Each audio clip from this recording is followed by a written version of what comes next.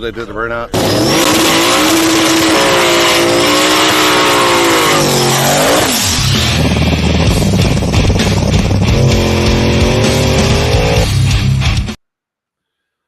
What's up, people? Sorry, I got this new, the wife got me this new wireless head deal, and I couldn't figure shit out. So I went back to the old faithful here, and here we are until I can figure this shit out. Oh, what a exciting weekend.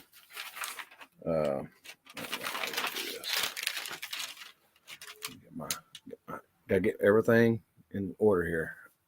Oh, man. Oh, are y'all as tired as I am? Is this New Year? Maybe it's just me. Maybe it's me. Maybe it's just me. What's up, Richard? It's just me. Oh, all right. We got some people to thank. I can't thank everybody that sent donations and stars, but I can do quite a few of them. Stars, we got Tyler Bell, Mike Cotis, Blake Musin, Scott Woodall, Mike Sodemaker, Harold Snyder, Tim Previtt, Ralph Lee, Mark Sims, Miguel Lawrence III, Michael Norton, Brent Self, Joey Ravioli, Ruth Parker, Miss Vicky. Looky there, Miss Vicky sending out stars as well. We got PayPal. We got Angela Starkey, Mike Vineyard, Katie Chambers, Trent Dugan, Jeff Sims, John Jessup, Billy Harden, Chris Crum, Michelle Martindale, Todd Standridge. Page 2 over here. Page 2. Hub City Performance, John Bozick, and we got Cash App. We got A-Rob, Tate Moses, Philip Dew, Cody. I can't even read my own writing. Oh, God dang, it's bad. Van Burgess, Zessie Gilberg, Trio, Tino Patello, Travis Wesco, Charles, Larry McCrate, Stephanie Johnson Photography, John McCure, Mike Huggins, John Goodman, and NX Gonzo. We had Super Chats, Blake Lopez, Blind Squirrel 59, Stephen Hill, Greg Butler, Mike Naple, Vengeance Media, appreciate it, Gregory, Dwayne Headley, and Mason Atenia. Always murder their name somehow. But appreciate everybody. It helped out a lot this weekend. The first night, the first day, we just went live with the cell phone there, and oh boy, that's the wrong one. That's the wrong page. That's the old wrong page there.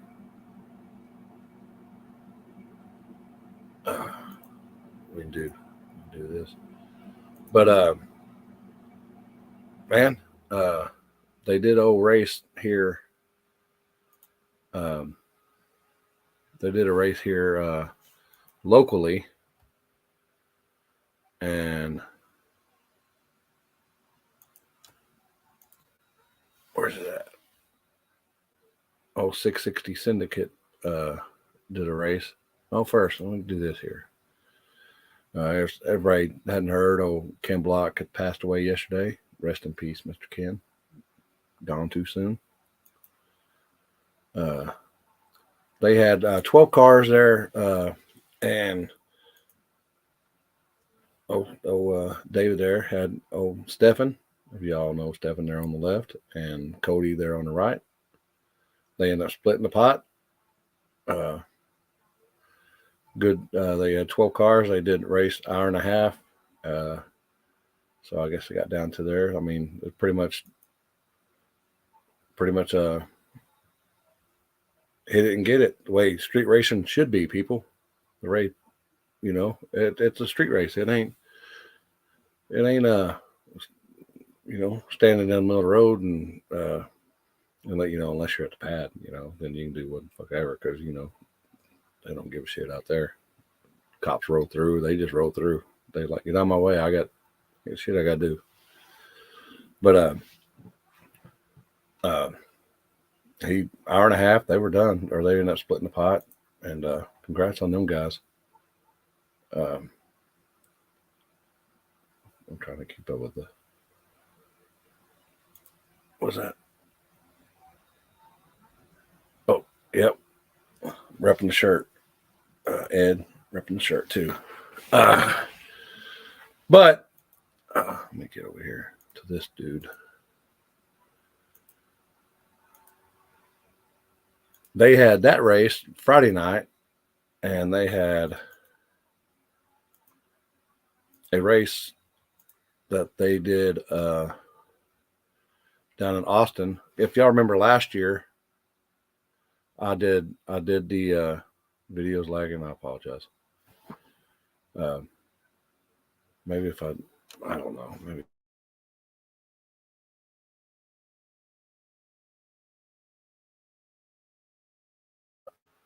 Maybe not. Maybe that's better. I don't know. But remember, if anybody didn't remember last year, I was at the pad, and then I went up to Austin. I did a twofer. This time they did a Friday night deal, which I didn't think I was going to have time, because I was planning on, me and the wife was planning on making a weekend of it. So we did. We ended up having a weekend of it for New Year's. And but they end up doing some oh yeah, I forgot that videos. I forgot. Need to ask that one.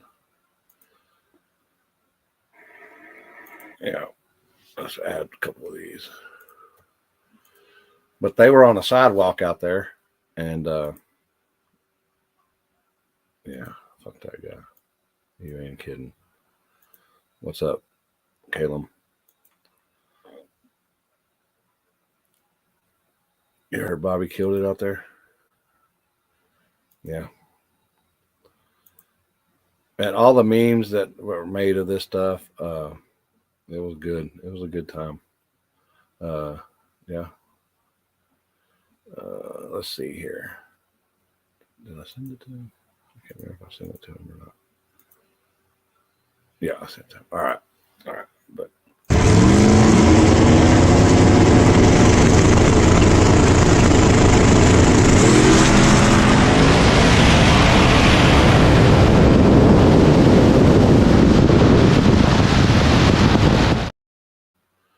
that's old beater bomb.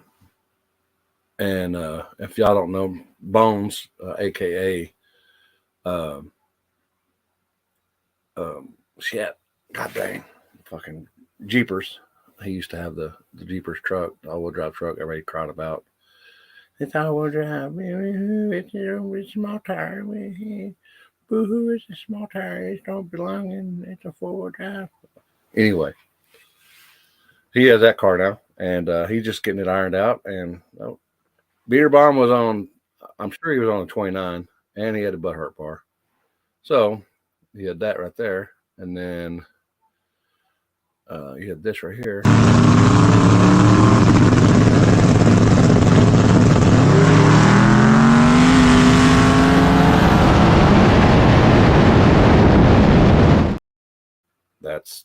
That's oh boy, I was fixing to bring him on. That was oh boy, I got it muted. You muted yourself? You muted yourself. I dropped the phone. I'm trying to figure this out. All right. That video I just posted was you and Joey. That was semifinals, right? What was that? That was that video I just showed here. I'll show it again.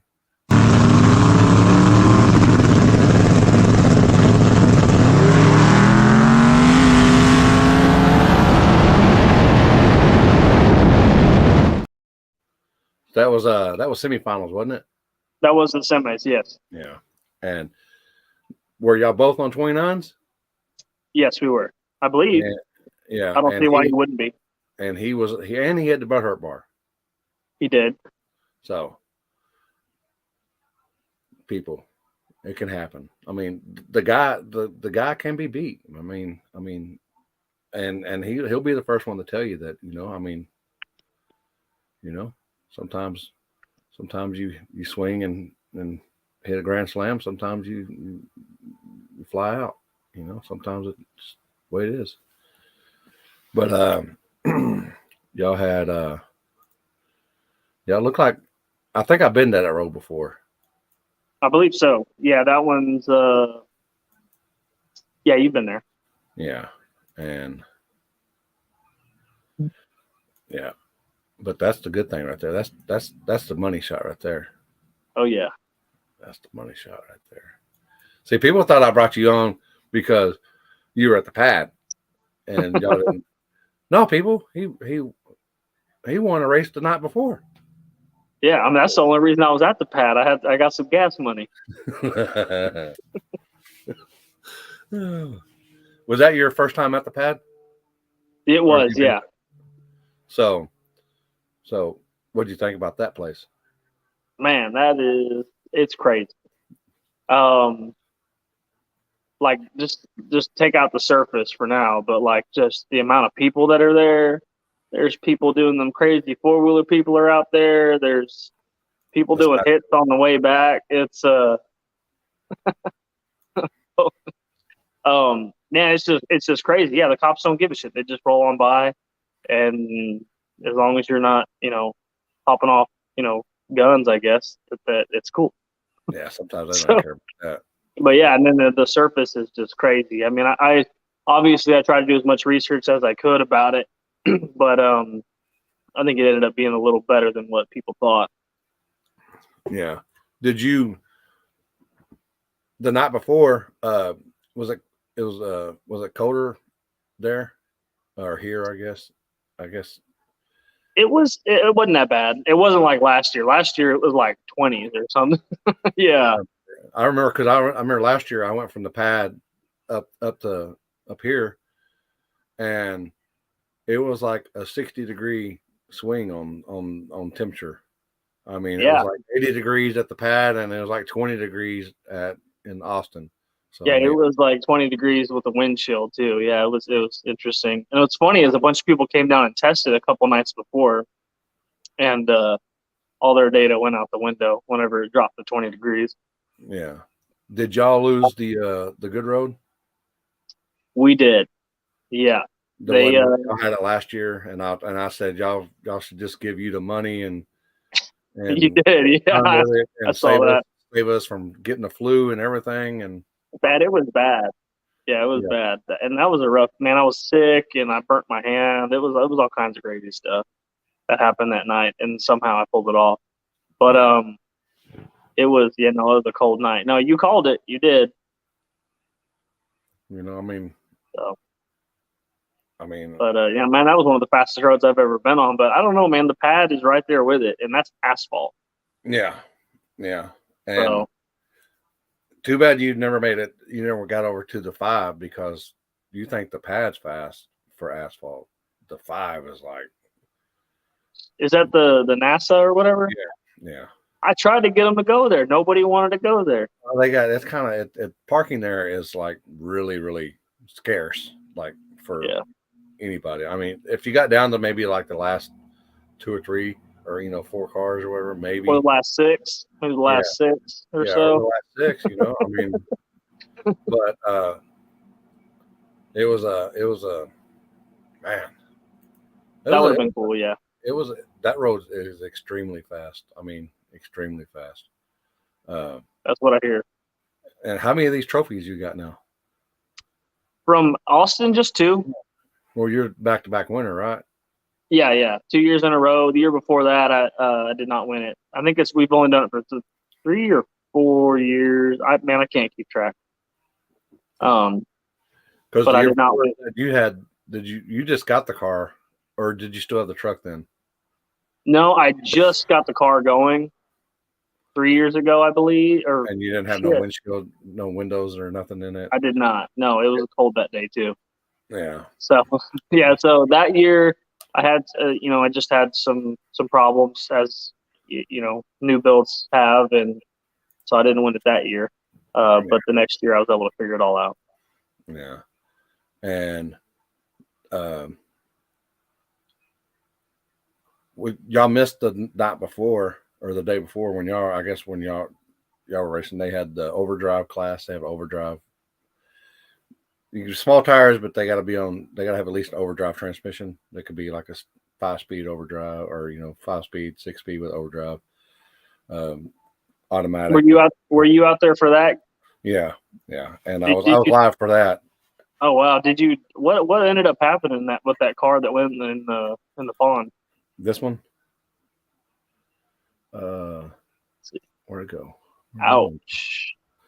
Yeah, I got another picture she posted, but yeah, there it is, right in front of it. That dude got out of the car, and I don't know if he had a power button or a kill switch on the back of it, but he got out and fell into the creek, and then just got out, and his nitrous was still rampant. It just kept popping. Cool. I guess it ran out of nitrous. That's crazy. He just lost a tire and overcompensated and just went for a ride. Yeah, that's crazy. Yeah. Yeah, I remember seeing the footage of that before, and I was wondering if we were going to get it off because we were driving. We didn't really sleep from the night before. I slept maybe an hour and a half, and then because we were on 29.5s, and then we had to switch the 28s on the new rim. Yeah. And then set the car up for 28s, and then we were on the road. So we saw that, and I was wondering if we were even going to get it off. But now I can see how it happens. How the spot is and how the cops are and whatnot. Yeah, and I made the drone video for people that's never been there before. I mean, it gets. I saw that. Yeah, it gets pretty crowded. People. I mean, they were backed up from where the start line is to where the curve is. I guarantee you that's almost a mile. I would say it's almost a mile, and they were backed up all the way to there. I lost the drone a couple of times in the fog. I had to return to home to come back because I thought I was gone. Yeah, I didn't realize how crazy it was because we were parked all the way at the end. We were the only one that followed the rules and waited. Yeah. So by the time they told us to actually go there, don't follow the rules. Yeah, we were all the way at the back of the pack. And so I didn't realize how bad it is, because when you're driving up there, you're kind of in the zone. You're not really paying attention to much. And so I got on the scooter and went back up to I think it was round 2 or 3. The car was wheeling a little bit through the finish line. I couldn't see kind of where I was at. And I just wanted to make sure I didn't cross or anything. So I went back up there, and man, it was crazy. There was dudes wheeling the 4-wheelers and dirt bikes and everything else, and all kinds of smoking devices. But no, just going through the crowds, it was pretty interesting, to say the least. And I got, they got some good. Look at that. They got some. Goddamn, that's a street outlaw right there. That's one of them street outlaw guys. But people are just out there chilling.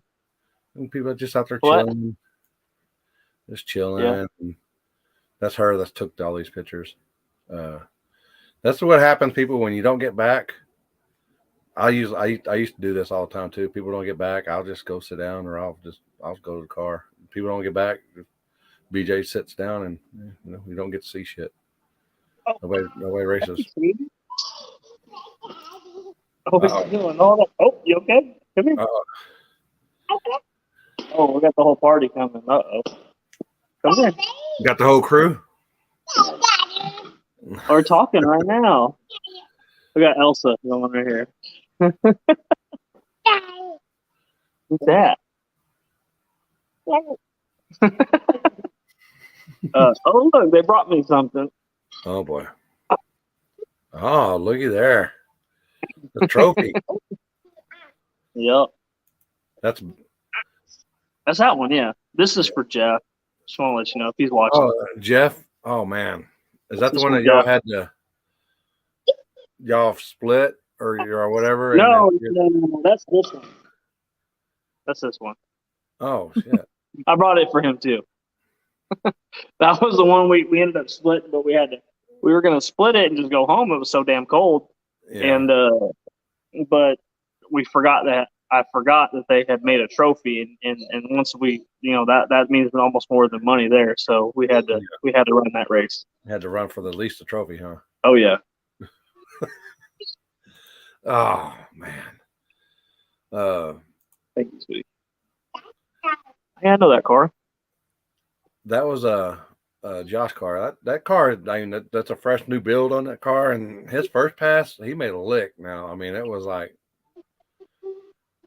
A to B, like straight down Broadway. And then I was actually kind of worried a little bit when you pulled up the next round. And after watching his first pass and your first pass, I was kind of worried a little bit.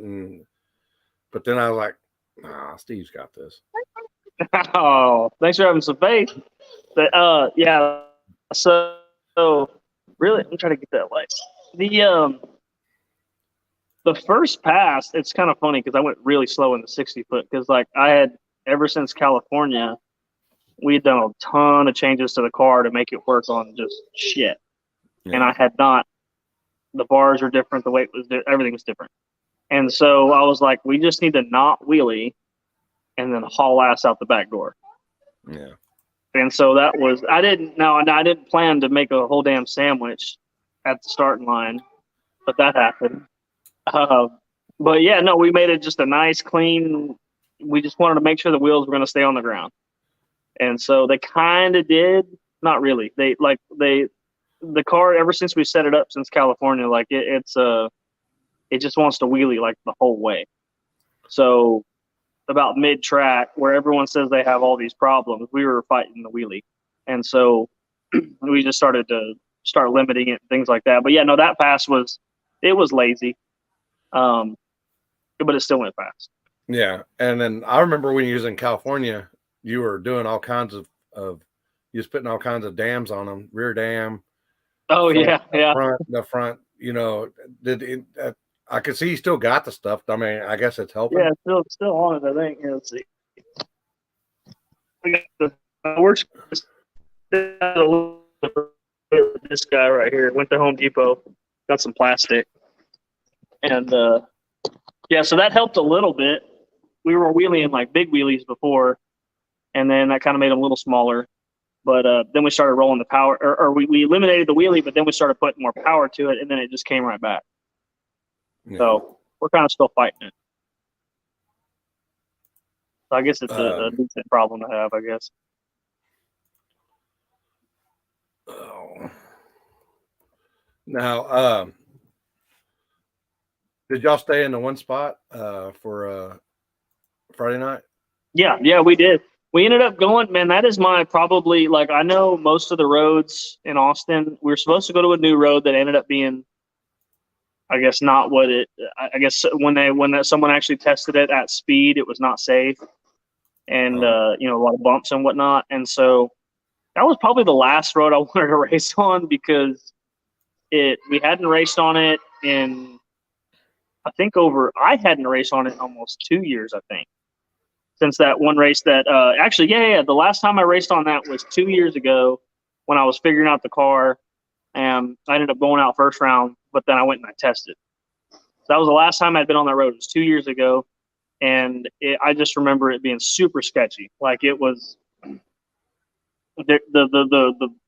it's super narrow, and then if you hit the ditch, like it's at a 45-degree angle, and there's rocks and trash and bullshit from all the people that dump stuff.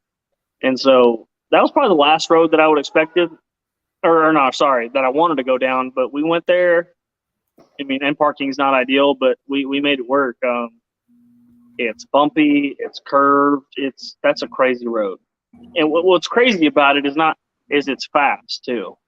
Yeah. You can do jumps and bumps and all that when you're going 650s or whatever, but like the speeds that we were going, it was pretty crazy. Yeah, sometimes people don't understand the difference between mile per hour and time on the roads because, I mean, the roads I try to tend to give it a little bit more room, but sometimes, y'all guys are getting down to where y'all racing on sidewalks now. And it makes me a little nervous. Yeah.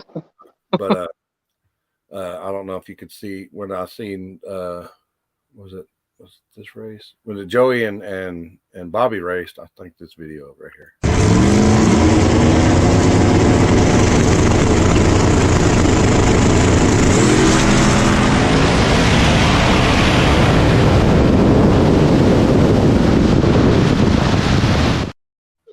That was crazy looking. Yeah, I mean, they look like they were like just almost rubbing, you know. I mean, whew. There was quite a few of those that were like that. And what was strange about that damn road is, like, depending if you were 3 inches over, this way or that way. Oh, Justin. That was Justin. No, that wasn't Justin. That was. Was it? I feel like. Do it again. Or you don't have to. It looked like. Hey, what are you doing? Where'd it go?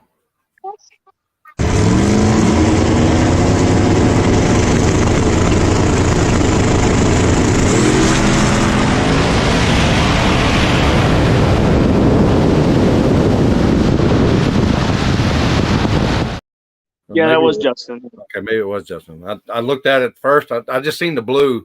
And I thought it was a beater, but yeah, that's But still, I don't care who it is. I mean, it fucking. What was weird about that road is, like, it would do different things. Like, it would go left one pass and right the other, and you didn't know if your chassis was screwed up, if you were lined up crooked, and really the road is just difficult. Yeah. Plus, even Crown, beater bomb. I'm sure it's Crown too. Yeah, it was interesting, and like even Beater, he thought something was broken on his car afterwards, and he went out to one of our other test spots, and I assume, or from what he told me, that everything was actually fine. That road was just terrible. Yeah. So, because it had me questioning it as well, even when I went to the pad, because I knew I was about to go a lot faster, and I didn't know which direction it was going to try to go. Yeah, uneven crowns. What? Uneven crown. There you go. The slow mod. He knows everything. Yeah, he knows this too, right here. Oh, that's goofy. Oh. This is Jeff. Is this Jeff? Kind of looks like. We got a frog in that basket. Okay, I'll hold him. All right. Got goofy. Got Jeff with me. Yeah. Man, yeah, that was some good racing out there. Yeah, and then you got the. Boy. You got this. What happened? Well, hold on. We'll bypass that.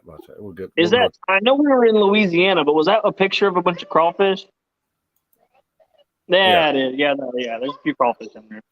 But we got Caitlin. She took some pictures, badass pictures as well.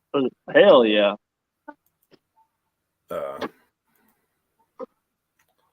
Old Chicken Hawk. That dude's in the man. I would saved it. He fucking did, like, I think a 720. Yeah, I saw that. I mean, that's one thing about the big races that's unfortunate. Like, when you're there racing, you don't get to see all the races.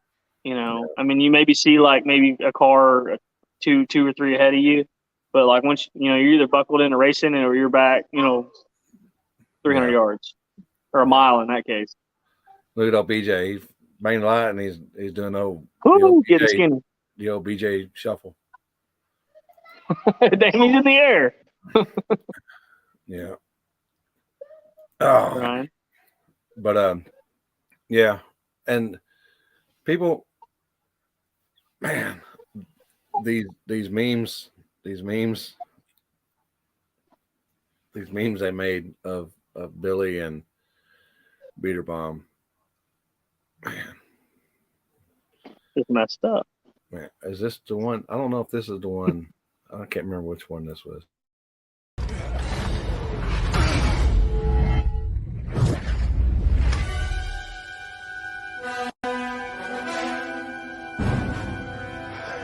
I knew it. Oh boy.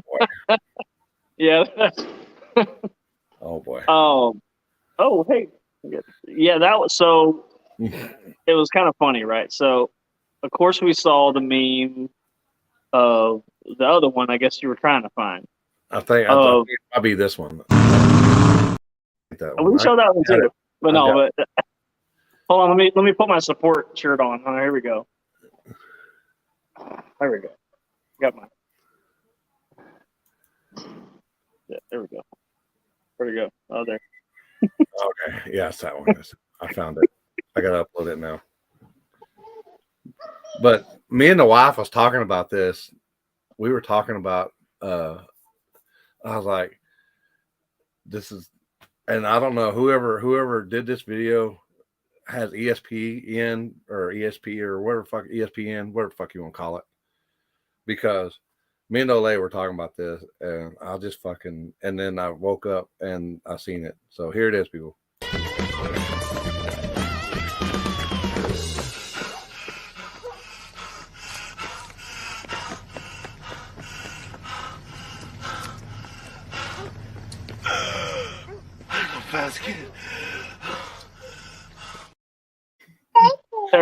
Terrible. Fastest kid alive. Hey, where are you going? Oh my god! Have that drink. That's my drink. But get out of here. I look at it like this.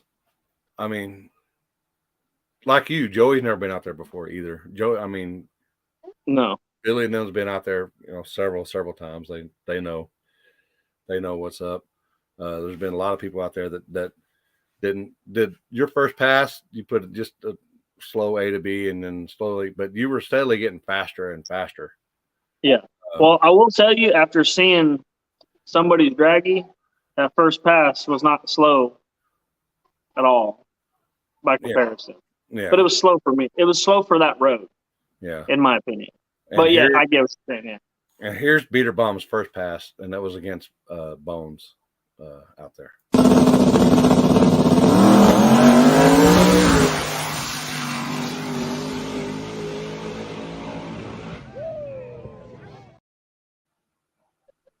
So that looks a lot faster.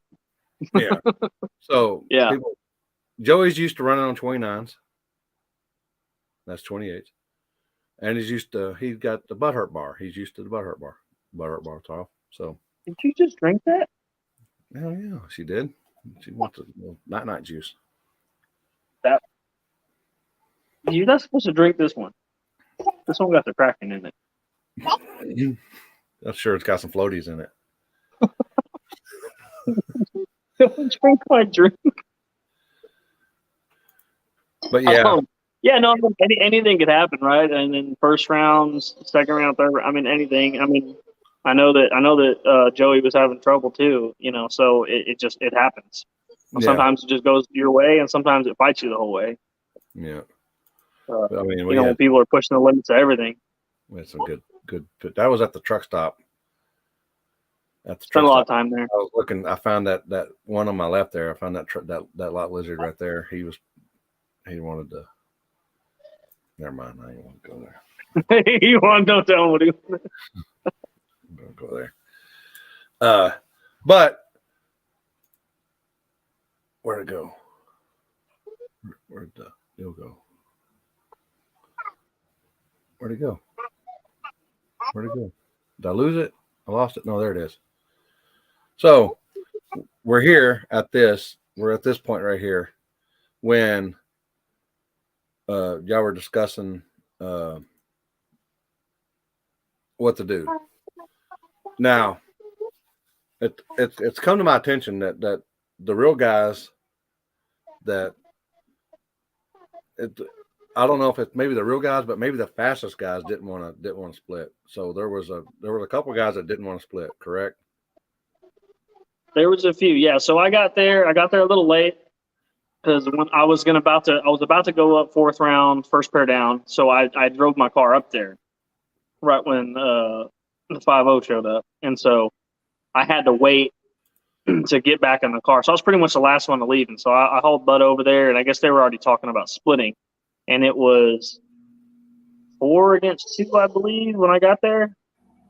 And 4 people wanted to split, and then one other person didn't besides myself. Yeah. And they asked me if I wanted to split, and No, I mean, I had just left the spot in the fog. Yes, there was fog. No, it wasn't that bad, in my opinion. And we got back there, and it was me and Isaac, I believe, in that mall car. Yeah. And so he didn't want to split. And man, I was just really surprised because like the fog really wasn't like. If you had seen the road that we were just down the night before, I would have much rather raced on that surface with whatever conditions. There's light. The road's twice as wide. There's light poles. You can see plenty. Yeah. You know, and so I don't know if maybe some of those guys don't do that stuff back home, but it didn't seem bad at all for me. Yeah. And oh yeah, that's right. And Tom ran a grudge race right after injury. Street Outlaw Jimmy Dale went out there and made a grudge pass an hour later when it was even worse than it was then. And so, yeah. And then they ended up. Go ahead. Yeah, Baby Duck's joining the party. Yeah. Now I'm sure most of the people that were wanting to split were. I don't know. I know the guys that were still in it, and then there was no ducks left in it after that. I mean, all y'all had potential of anybody winning.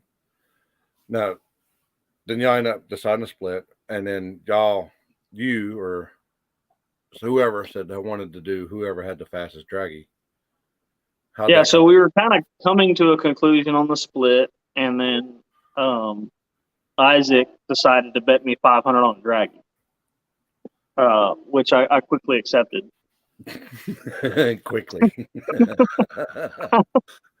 I mean, I had an idea of what everybody was going, and I knew what I was I know what my car was doing, and so we ended up, I guess, walking off to the side so everyone didn't see it, and it wasn't close. Yeah. So y'all you end up making a little bit of money on it.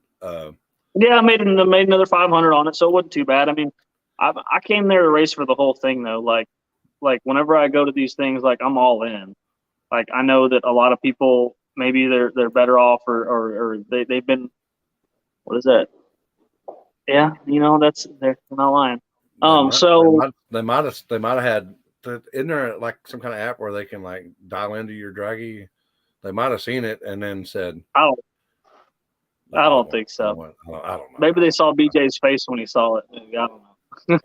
But anyway, yeah. So like when I do this thing, like I'm all in. Like like I said, I didn't have gas money to get there, so I won the night before, and so I got a lot of skin in the game. So I want to make sure that I put everything into this to win. I don't go there to get second place.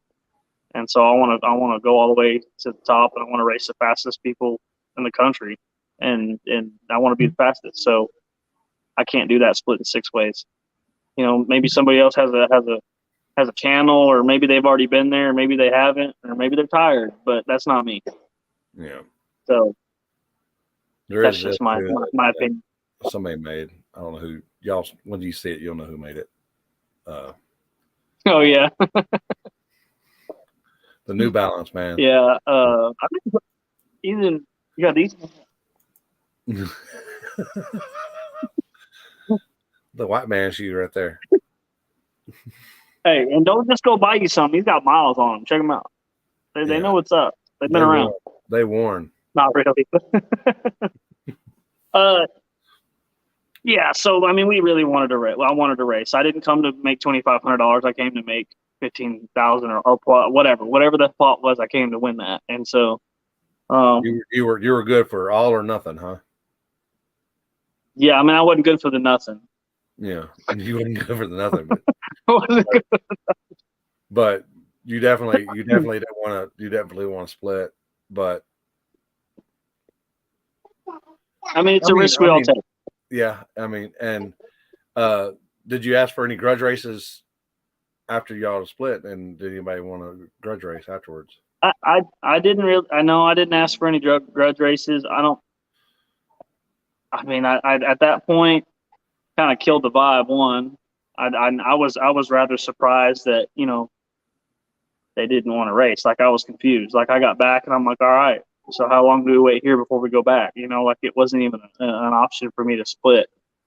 But and after the Draggy debacle or whatever, I feel that no one. I don't think anyone wanted to race me after that. Yeah. Now I just went home. I've seen and having $23,000 in your pocket in that area, you kind of want to leave. Yeah. And I've actually seen Ryan Mitchell make a hit, especially when people know you got $3,000 in your pocket. Yeah, and you're parked at the back of the gas station.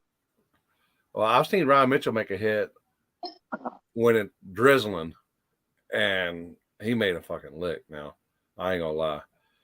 Now I'm sure he was game. He just went along with probably what everybody else was wanting to do. But man, I'm like you. I would have just loved to see a final. I don't care, win or lose. I don't care who. I mean, you're talking about. I mean, correct me if I'm wrong. Was that not the biggest street race ever? It was tied. It tied. Well, it tied the biggest, but the biggest one actually got completed. Exactly. Yeah, exactly. So the biggest street race ever, and you go throw in the towel because a little fog came in. Yeah. I don't know. Maybe that's important to some people, or maybe it ain't. Yeah. Yeah. So no, that would have been awesome. So. Yeah. But it is what it is. Everything went good. The wife and the kids are back to the hotel. We were able to get a little money. What'd that say?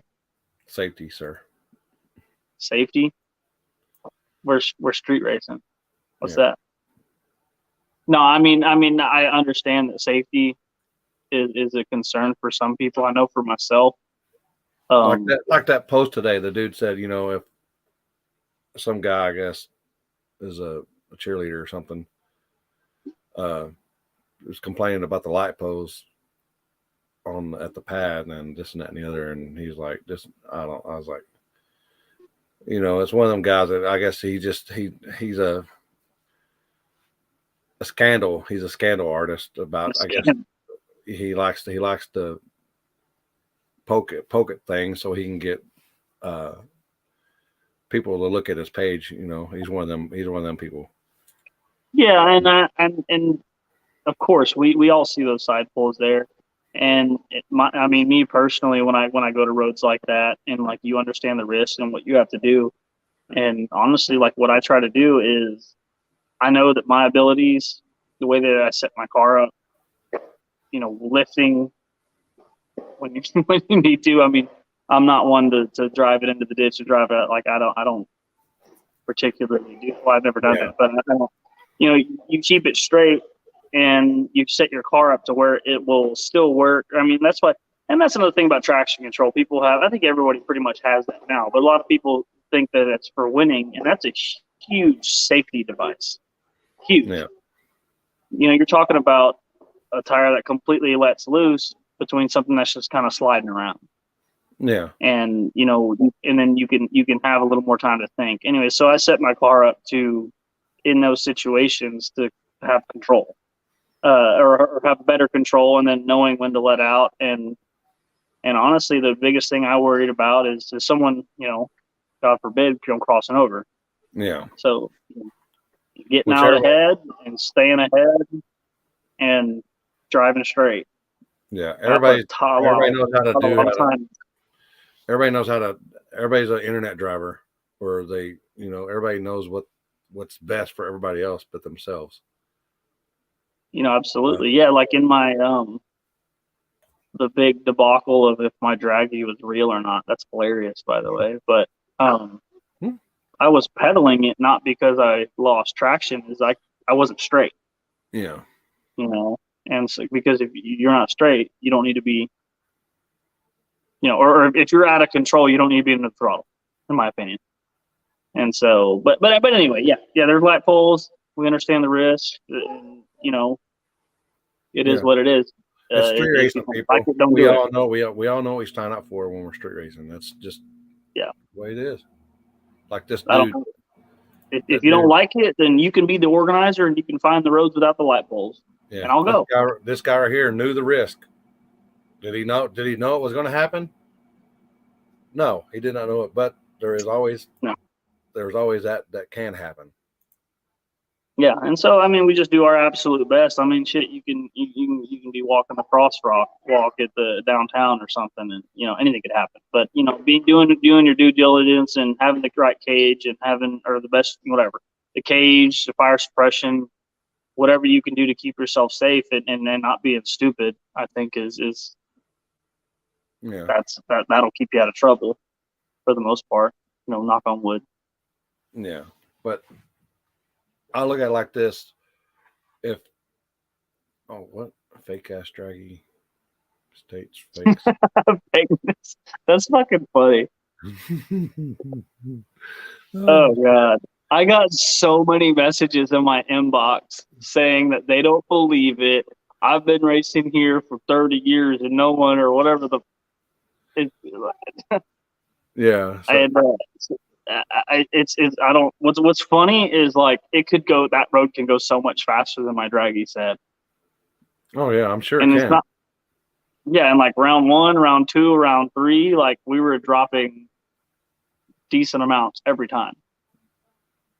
And anyways, yeah. So it's pretty funny that they don't believe. I'm thinking about like doing a waffle or whatever you call it, the Draggy time, and whoever gets the closest. I was talking to Ryan because I think he did it with his I don't believe mild steel 90s chassis before. That is. That ain't dude, nothing special on that car there. Nothing at all. And it's fucking. It's not no fucking 2,200 pound car like some of them cars are nowadays. No. We did save some weight. I put a different front end on it. Now it's half mild steel and half chromoly. So, and one of the reasons I redid it is because they put the pillar was like 8 inches off, or the down bar. The down bar was was off the pillar, and I couldn't see the light. So I redid the cage, and I just did it in chromoly, and I welded the chromoly to the existing mild steel that was there. And we lost a little bit of weight, but no, it ain't even lighter than a Mustang. A stripped down Mustang's lighter than this piece of junk. Yeah. And with all the fiberglass pull BS. What's funny is one of the guys messaged me, Gary something. I don't know who he is, and maybe I met him when I was there. But Gary Danos? Maybe. Yeah. But I seen his car up for sale the next day. So yeah, he's that guy. He's got a lot of that guy. That guy walks out on their tab at Texas Roadhouse. Oh damn! Leave me. Yeah, no, he was like, I doubt that. I've been, and there was, anyways, it was an interesting conversation. I'm like, look, man, you don't have to believe anything, but whatever. Anyways, he was commenting, and I was like, you could sell. Anyway, yeah, his car was up for sale, so I can't. And what's funny is I actually looked at the post. Somebody sent it to me, and I looked at it, and I'm like, man, this car's a hell of a lot better than mine. I wonder why he's going so slow. And it's lighter. So it's been an interesting internet. My DMs have been interesting, to say the least. But but what outweigh all the people that were talking mess? Like, there's a lot of people that are giving me praise for coming out there and doing what I did, and that's awesome. But no.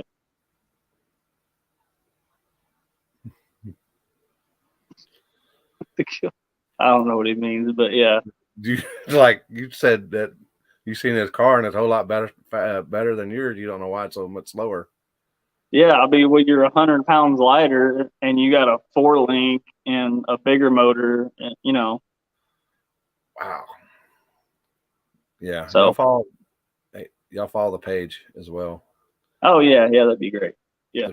the Kraken. But no, anyways, and what I love the most about the street and doing this is that it eliminates you wasted money.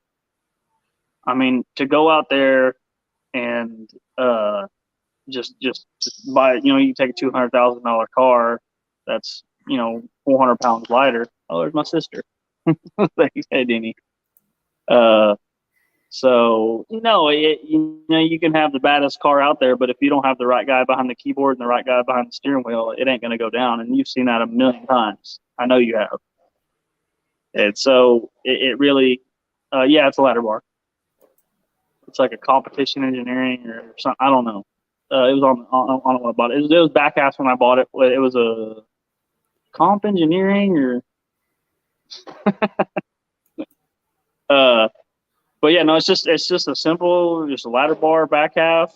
But I have a lot of time with it, and I spend a lot of time, And then what happened, and what's funny is what people don't believe. Like when I went to California, I stayed in my RV most of the time by myself in the middle of the desert with my laptop and my car. So. And a pen. Well, I was typing. And about 4 or 5 trips to Home Depot, I got a handsaw. So what you're saying is all that time you stayed out there had time to get the wheels spinning, you get your gear. And so I spent a lot of time with my car regardless. But out there, it was just rethinking rethink everything and let's go back to the drawing board and let's figure out how to get faster. I mean, I'm racing cars with 2x, 3x, 4x the horsepower out there. It was insane. And how do we beat them? And it's and how you beat them was to make the perfect pass, and that was very difficult to do. And so, but trying different things, and you have to get outside of your comfort zone or whatever you want to call it. But no, I learned some stuff out there, and racing with those guys, they were freaking fast out there. That was not an easy race. I mean, you'll see it on TV. And so when I came back here, I took that knowledge. And what's funny is these people that were messaging me, I've only seen this speed and this speed. We were doing that on garbage surface out there. And so when I went to that, it was basically a racetrack, and we literally fought wheelies the whole time. That was it. We didn't fight traction. We fought wheelies. And so, we went back to the drawing board. We learned a lot. Being alone, and a lot of it was, it wasn't a team. Part of it was a team race and part of it wasn't, but I was, the dream team and all those guys, we got together and we helped each other. We helped each other all get faster because it was us against them. And, we all learned, I think, a little bit from each other. Okay. So. Ultimately, if you don't believe it. Yeah. If you don't believe it's that fast, then just grab a lane and we'll find out. Yep. And your bet reflects how much confidence you got in your ride and your tuning, because you do everything, right? You do all your adjustments, all your everything. You do it. Yeah, you're the man behind the keyboard. The part, I don't revalve my shocks. Yeah. 2JM does that. I don't build the transmission, but as far as but bar angles, bar angles, preload, suspension, anti-roll bar, ride height, weights, tuning, all of the tuning. Pretty much. At this point, it's all me. I got the base tune from my buddy because I was new to Fuel Tech, and so he kind of set up my Holly tune in the Fuel Tech. But since then, with some support, just because I don't know really how to work the software. So I get some software support just because it's new. But no, all the tuning, that's all. Me, and it's not that I bounce ideas off of everyone I can. I want to be the fastest from A to B, and that's I'm on a timeline. So if I'm going to a race in a week, I'm going to pick my friends' brains and I'm going to see if they can give something that they could help me with. Yeah. Because even if someone radio races or something like that, they may still have something that they can help you with or offer you that could get you to look at something in a different way. Crackheads. He's not wrong. I hate to admit it, but Anyway, yeah, I spent a lot of time with this damn thing, and so yeah, 2J and Fab, yeah, they're huge. They're a huge help in more ways than one. So, Yeah. but anyhow, somebody asked what motors in the Kraken. 5.3. Oh shit, we gonna polish job. Hey, you know, watch it. Here you go. Here you go. It's just it's a stock bore, LC9. It's half-inch studded with BTR rotating assembly and ice racing heads. 2JM Ice, same company. So they do something a little different. If you want one, you can call them, and they'll make you the same thing. But anyway, so I might have to do that whenever I get some cash over. Yeah. They just custom port it for what I do, and then they O-ring them for what I want to do, and it works. It works. It seems to work all right. So, this motor is not doing the best with oil pressure, and that's all my fault because I'm pretty sure I didn't clean the oil pan very good since an explosion on the stock motor. Yeah. But I think we're going to try to throw another oil pump on it.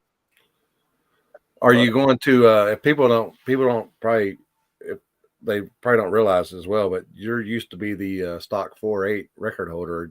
You got any plans of trying to do that again, or is it just too much money tied into that?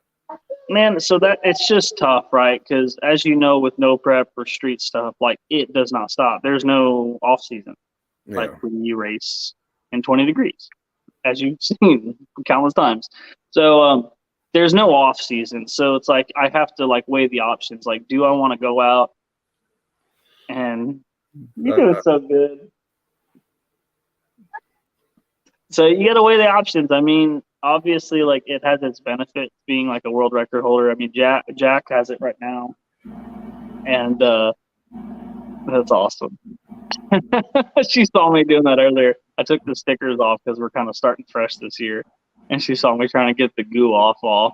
I need to get you an Olympia sticker. Oh wait, you still got the? Did I get you an Olympia sticker in California? Oh. Didn't I get? I gave him. I think I got him one. You're still special. Hold on. That's the only one that's back there. Except that one. Yeah. I kept that one. I might take it off. I don't know if I want to paint the car, but we got these. But no, we're starting fresh this year, and we're just gonna see what happens.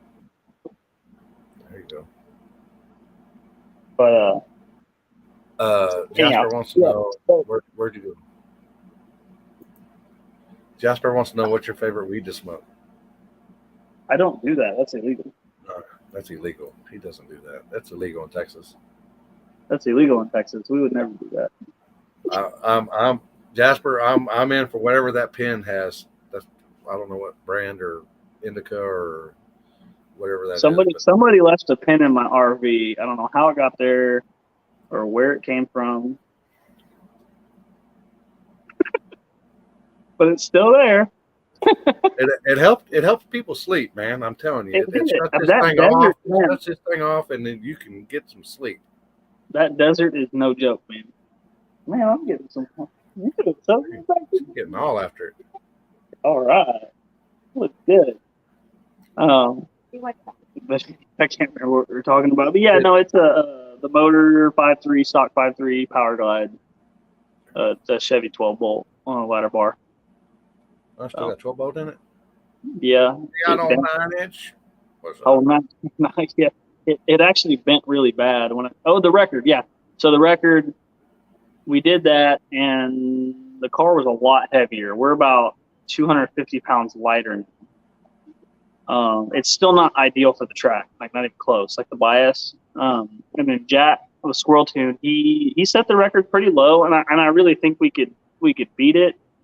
It's just it takes it takes a lot of time to do that. I mean, when you're limited on time already, and we don't take breaks, and we're racing. I mean, there's a race in 2 weeks, there's another race in a week, there's another race in a week. You know, it doesn't stop. And so, do we want to try to break a record? Especially down here, people. We don't have off seasons. We don't have winters. Well, in central North Mexico, there's no off season. Yeah, our winter consists of no trailer. Absolutely, I can't wait, and I'm going to the. I'm driving to Mexico. It's not still a 4.8; it's a 5.3. Yeah. So, honestly, I haven't seen a power difference except for the fact that like this is forged, so I can push it another 400 horses or so. But do you want to give what's the race weight? It man, I don't know. Is it? I know. Is it lighter than what you had on the scales at Mineral Wells at one time? No, it's actually heavier. I can't remember. Do you remember what it was? I don't remember what it was. I think it was over 3,000, almost 3,000 pounds. No, it was lighter than that. It was 2,800. No, without you in it. It was so. I think it was like 28 something without you in it. It's 26. Because I added the nitrous to it, so I added 30 pounds, and then an empty tank I think is right around. It's like tickling 2,600, I believe. It's like 2,590 or something. Is that without you in it? That's without me. Yeah.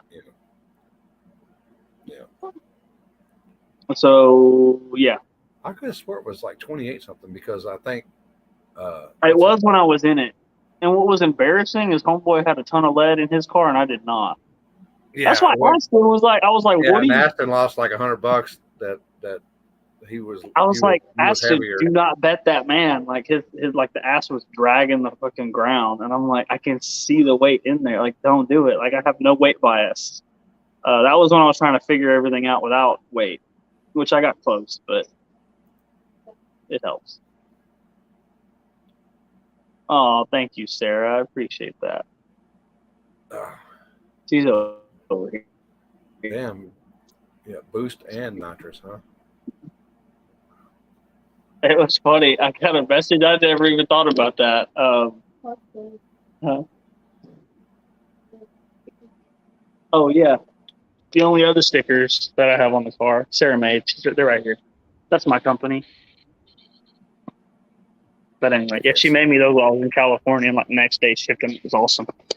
Well, what was that other thing? Nitrous in? So Beater lost a head gasket. Ouch. I believe that. In Austin. I mean, stuff happens. Yeah. Oh, yeah. So, see, Poland even says that's a nitrous car. He's telling everybody that's a nitrous car. Yeah. Who was it? I don't know if I've even met him. That guy, Juju something. Yeah. Ladner. I don't know how to say his last name. But he messaged me or said something, and he was like, "That's a fucking nitrous car with twin turbos." They said the nitrous, the turbos are just for looks. It's just a nitrous motor. Yeah, nitrous to the front. Stefco is the one that taught me that. He's the one doing the tune on it now. Yeah, yeah, there you go.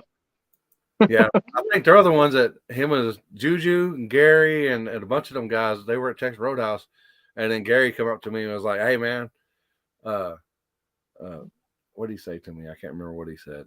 He said something to me, and then he walked out, and like 3 minutes later, one of the waitresses came up to me and said, "Hey, I seen that guy walk up to you. One of them walked out on their check because they split it up."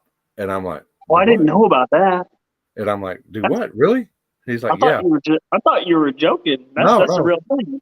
That's for real. And I'm like, "Well, shit." I said, "Well, let me message him and see if And he maybe was like, maybe that's why he's trying to sell his car so he can pay you back. Well, maybe, I don't know. Like that guy's got too many cars. He's like fucking Jeff in Indiana. He's got probably 5 or 6 cars. Yeah. No, I think I actually met him and he didn't seem all that bad. They're all good. They're all good people. Yeah. He just said LOL, and he messaged me LOL, and I was like, this motherfucker. And I said, I guess I'll pay it. And he goes, no, don't pay it. I'll come back, bro. And I was like, no, they said that they're just going to comp it if I can't get a hold of you. And I said, I'll just tell them I just can't get a hold of you. That's not a bad plan. I'm not use that. No. No, he didn't seem. He wasn't rude or anything, but he just really did not believe that the car went that fast, and that's okay. That's fine. That's fine. That's fine. But I think I'm gonna because people actually saw the that pass. I was thinking about doing a raffle, like everybody put in $20 for my second round pass because nobody saw that one. One person did. Your second round pass? My second round pass. I've Well, no, seen but it. like the actual Draggy, like seeing the Oh, Draggy, Draggy. and I'm gonna get them to try to guess the number and like $20 in, and then winner wins it all. Yeah. And don't worry, the second round was faster than all the other ones anyway, so that's all right. And it doesn't say invalid; it says valid. Oh, wow. I don't know why it said invalid because of the slope, I guess. I don't know why it did that, but I mean it does that, but the times are still accurate, and I can overlay data in my computer. Like my first rodeo, it went what it said. There's Bobby would have won, Pat, and it was in his opinion he would have won. And you're entitled to your opinion. That's all right. Yeah. Stefan, he had the green car working Friday night. Well, yeah. Yeah, absolutely. Yeah, no. So did Cody. They had the truck rolling too. The truck was running good. Like people don't realize. Like one thing, it's tough to do. Like when we were out in California doing all that stuff. Like you're out a lot of money. You're away from home. It's hard to see the light at the end of the tunnel. But I mean, when you're out there with your buddies, like trying to be, the best that you can be, because that's all there is to do. You're in the freaking desert. Yeah, that gentleman there. Yeah, now he's a gentleman. Fuck that guy. Fuck that guy. That asshole. No, I said he was kind of nice. He just didn't believe me. I'm trying to figure out my green screen here. But anyhow, yeah, like what people don't realize is while we were, while people were home sleeping in their nice cozy beds, like we were out there trying to be as fast as we possibly could. And so, like Stefan, I believe, whether he likes to think it or not, I don't know if he does or not. I think he learned a lot out there, and he learned a lot about his car, and he got faster, and Cody got faster, and Rank got faster. All of our teammates, we all got faster. Ryan, everybody. Yeah. So I talked to Cody and found out that they had O-ring problems. Yeah, no, they had a big issue with transmission pressure. I mean, that's a big problem to have. They couldn't figure it out for a year, and then they finally figured it out. And he goes, "We back, fuckers." Yeah. So no, and it was fucking riding. Yeah. I would put money on. I mean, yeah, no, that truck was hauling Bobby out. ran that fast. I'd have to say if Bobby ran that fast, he might have. He went to 480s. Yeah, I'll have to check the legitimacy. What's funny is when you're gonna doubt my Draggy, you got to doubt everybody else's too. Mm-hmm. And you say that the satellites aren't good out there. Like, come on. Well, if you got signal and you made if your deal worked, it worked. Oh, it's all hearsay, people. I mean, all 6 people were left in it could win. No matter. I mean, that's absolutely. Like if I was sleeping like I did the first pass, I would have got drove, and I wouldn't have won. Yeah. They were close. I mean, I'd like to think I had a little bit of an advantage there because it was going to go a whole lot faster the next pass. But Cutie Powers are rolling before the muffler bearing seized up. Oh, good Lord! Which one was that? Cutie Powers. That's Bill's buddy that he has on his YouTube channel. The Crawl Kenny. Do not know what that is, but I'm sure I'll find out. Well, if you watch the Old Man's Garage channel, he's on there. I gotcha. Oh, but yeah, no, I mean, absolutely. I get it. I said check it versus your. I will say that he did make me check my data log. He questioned me enough. I was like, hold on now, let's just make sure. And it was right. I heard the Kraken was in the 4s. I ain't saying shit. Wow. His name was Emmett, and he's not in it. Like the pole down here. Wow. Yeah, no, and it was anybody's, it was anybody's game. I feel Billy, like. I mean, Billy was rolling. I mean, all the guys were freaking rolling. When it came down to the last 6, I mean, it could have been anybody's race. I mean, it just. Yeah, absolutely. Could you tell the difference? Did you run in both lanes, or was you the same lanes the whole time? Both lanes. Could you tell a difference between the lanes? No. No. Yeah, someone said something about the left lane being bad, and I went my fastest passing or like second round. It was bad. I didn't see nothing bad about it.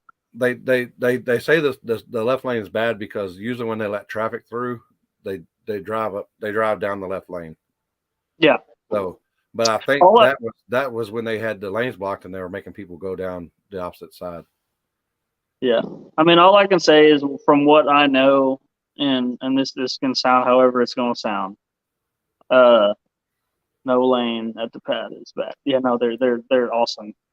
Anyways, this can sound however it sounds, but if my car continued the trend that it was on, and everything went the way that it was supposed to, I do not believe that there was a car there that could mess with. You know what I mean? I would have to wait for the light to come on and back off. Yeah, and I think Tom won the left lane too in that grudge race, didn't he? That's right. Yeah, look good to you. Yeah, and I'm just saying, that's just like literally the numbers that I've seen and what I know. I mean, I do a lot of research on things, and I know some stuff. Yeah. I know what a lot of people ran, and a lot of people know what I ran, and I know the capabilities of what it was going to do. So, that can sound however it sounds, but it was we were just doing what we were doing. And everybody, I'm sure all 6 guys that were left in it thought that they were going to win. Absolutely. Yeah, I mean, my fear was crossed. If you don't show up to a race and expect to win, what the fuck are you in for? What the fuck are you in for? I mean, just to be social media. I mean, shit. No, I mean, you have to. I mean, honestly, you have to have the same mentality that I have to get to where you're at. I believe to an extent. So, but yeah, I mean, just looking at the numbers, everything looks really great. The worry that I had was crossing the lines because you can't steer with the wheels on the ground. But we made some adjustments for that. Yeah. So, but anyhow, it doesn't matter. It didn't happen. People were scared of the fog. Where's that? Play that clip again. Someone was running from somebody. The captain, whatever. What's the one? I'll tell you why I made it. That one? The other one.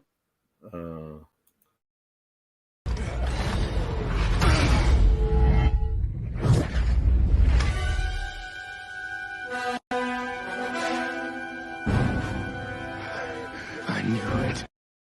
So that one? I didn't tell him to make that. What I told him to do, I said, look, Billy's picking on Joey. We need to make the same. We're going to make the same one, but Billy was going to be running away from the fall. But we couldn't, for some reason, they couldn't do that, and it wasn't a face. You have to have a face in that app. So we were just going to have him run away from the fog because he was scared of the fog. And but then somehow he came out with that, and I thought it was absolutely hilarious. Yeah. Man, I don't care what anybody says. This is still the fucking funniest right here.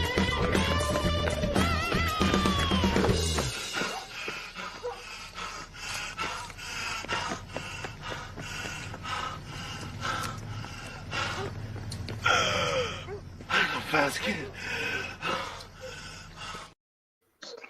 And I love both of them, but god dang, that's fucking funny right there. I don't that's care. That's pretty bad. I think that's like super bad. I can't remember what that is. That's super. That's fastest kid alive.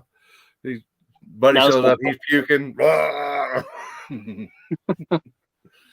that was pretty good. So I'm still new to the internet game, so we'll see. Well, you're new to the internet game, but you got white New Balance, you got a keyboard, and you're a bad motherfucker. I'll just go out. Appreciate that. Appreciate that. I work my fucking ass off to do it, and I sacrifice a lot. So I hope I do something right. Yeah. Well, what's next for you? Next, I don't think we did talk about that 4.8 deal. And I don't think I'm going to do that. I mean, really, like I think we're gonna. before in the past, like I've been doing this for 2.5, 3 years almost. Peter's Shit.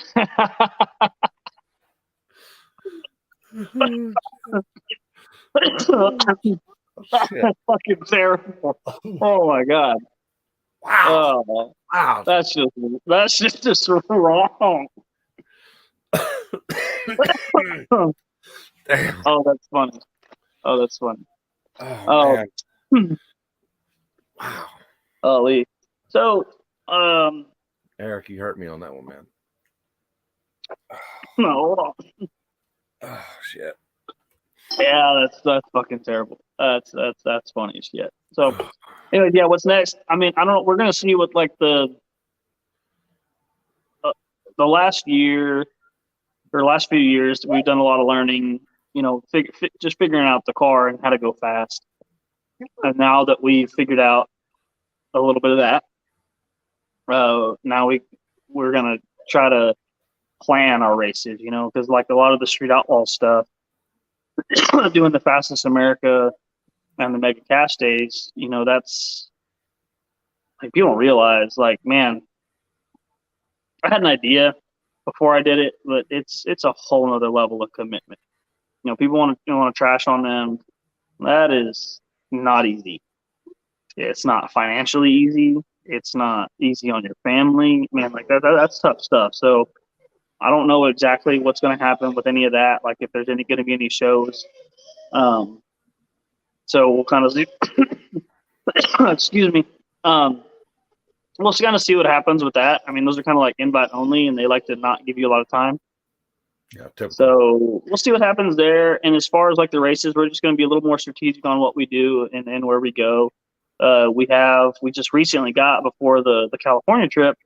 We have a trailer it has an RV on the front. You saw it, yeah. But it's got an RV in the front, car in the back, so we're able to travel and have less expenses. So I bought a new truck to haul it, or not new, but new to me. Bought a truck to haul it, and you still got the Stranger Danger van. Oh yeah, yeah. Chester's up right over yonder. Chester. Oh shit! I'm still talking. Oh, she got my hat. That's my hat. Got here. Oh yeah, we still got Chester. She runs strong, but it's it won't haul that big trailer. That trailer's heavy. Kraken's calling out the other 5 race. I'm down. Let's go. What's up? Okay, so we'll get to that, but yeah. So now we have a little bit better, like more economical way to get to further races. You know, we can sleep at the racetrack and things like that. Like the family can go with me, because that was one of the biggest things, the family not being able to go. So we've kind of set our things up so where we can travel if we need to, and just be more strategic about what we do. You know, like let's race on a race Friday night, Saturday night, try to get at a place where, we can have, backup motors, things like that. Like try to like really just boost up the program.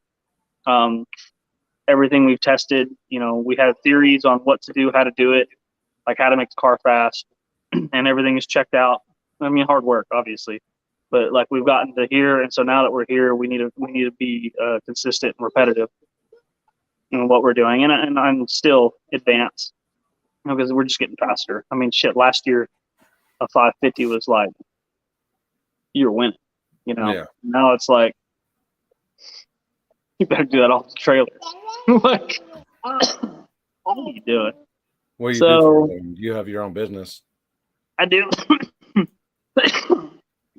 He's a grower. You can't tell. Excuse me. He's a grower. Go green. No, I do. Water damage restoration. So when like floods hit and we trout people's houses, so things like that. I got a bunch of fans. That's what made this the Kraken. Yes, from Texas. Yeah, Texas. And it's no C. There's no C in the Kraken. No C. Kraken is from Texas. Oh, there's no C in the Kraken. Yeah, it's Kraken. Yeah, so we do I have asthma. That's not funny.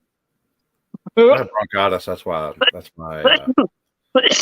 No, I actually developed some screwed up sickness from the damn desert, and I haven't been able to kick it. Oh yeah. It's not fun. Man, but in that pen. Anyhow, That not pen. to be the slow kid. That pen's a good juice. He's allergic to fog. No, that was the other 5 racers. Not me. I wasn't allergic to the fog. Yeah, so anyways, we're gonna be a little more strategic about what we do and where we go, and try to go to the bigger money races and or whatever it is. Yeah, not puppy kick. I don't do that. I remember that car. Yep. How long did you drive? I mean, it was a pretty good while with no windows, right? Like 6 months or so. It was a while. The first. Sorry. The first. I'm gonna have some here in a little bit too. I'll have some. I had the first few races didn't have a windshield, and that quickly realized that was a problem because I had a wastegate pointed up, and that wastegate, I have a bad habit of not closing my visor, and the wastegate would pop off and would go straight in the face. And then I'd be driving and trying to slap my visor down so I'm not getting burned in my face. And so that was pretty interesting, the first few passes. And then I finally got a front window, and then it took me a while to get the other done. And so, I mean, Kraken at War in the Woods. Anything could happen. Absolutely. I don't know. That's pretty good drive for him. Hell's a fucking drive for me. And I ain't even fucking pulling nothing. I mean, hey, I don't know. We'll see what happens. We'll just see what happens. I mean, like where the program goes. But yeah. What are you doing back there? You clean it up. You missed the spot right there.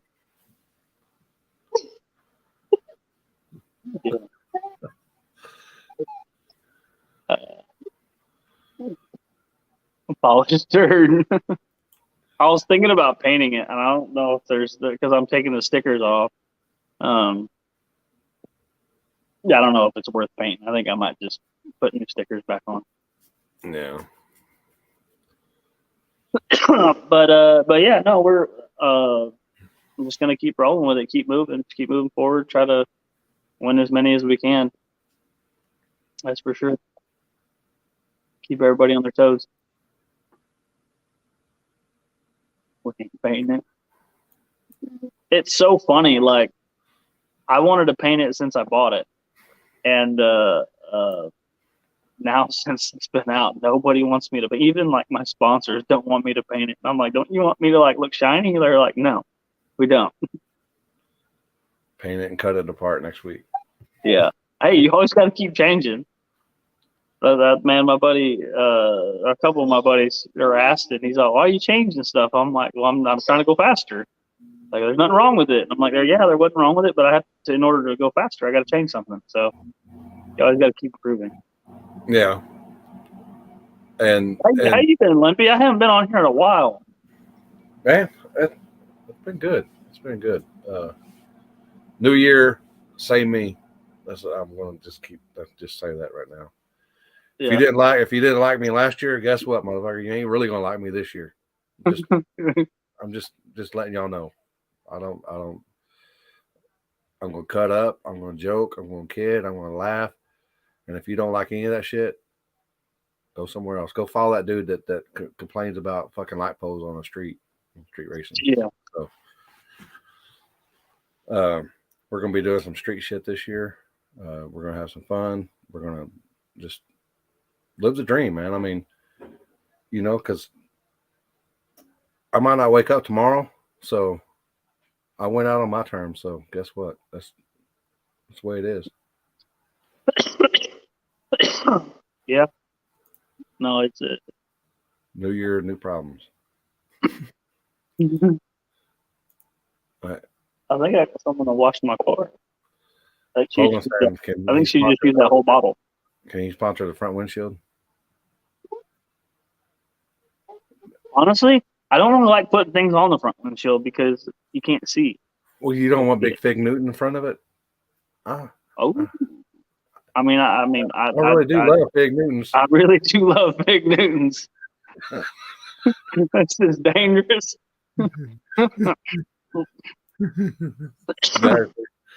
Oh man, yeah. So, yeah, we'll see what happens. I'm excited. We actually had an issue at the pad, a new issue. I have like just like the screws and the rims on like the drag lights or whatever they are, and every pass they were unscrewing, and then a couple of them fell out. Oh boy! And so I was lucky enough.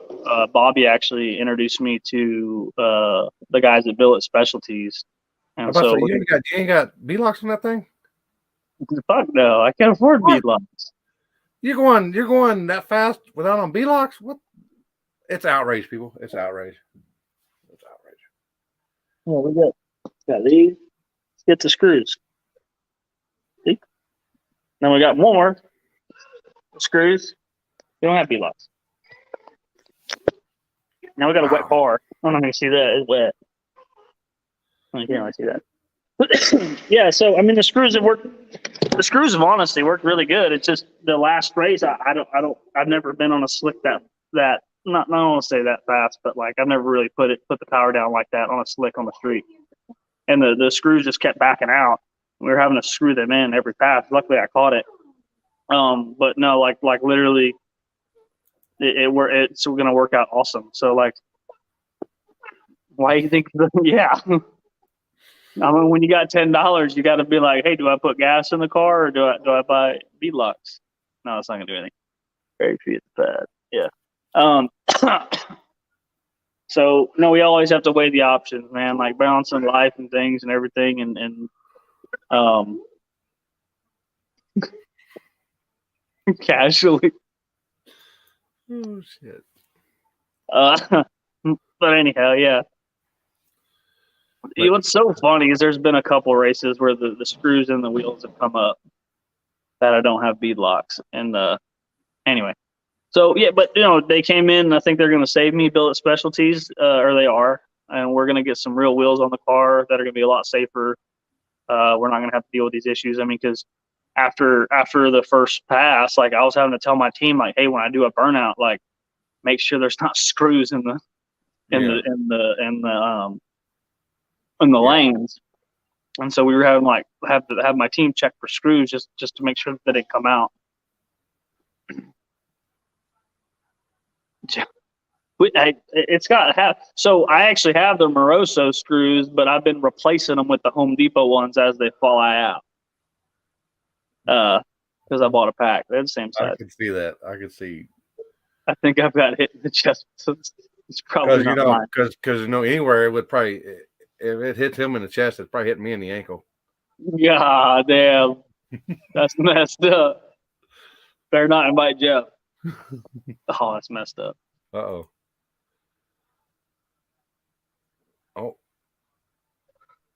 Induction Solutions. Who's he got? Nitrous Express, right? Oh boy. Study up. If you want to hang with me, there it is, Jeff. Go and get you some. Wow. It's a nitrous car with twin turbos. Jeff. So I tried to tell him. I was trying to help him. It probably would have been opposite if you had Nitrous Express. Just saying. But no, the Nitrous Express has treated me real good, and they've helped me out a lot. So, and it's awesome, man. Like I put dump valves on the car, and it didn't do. That was a waste of money compared to Nitrous. I mean, not that it doesn't do anything, but like the Nitrous is night and day. Like you want to spool your turbos, Nitrous. I don't know why it took me so long to do it. Oh. Honestly, the first pass I had, I forgot to purge it. Yeah, there he is. I told y'all it's nitrous car. There he goes.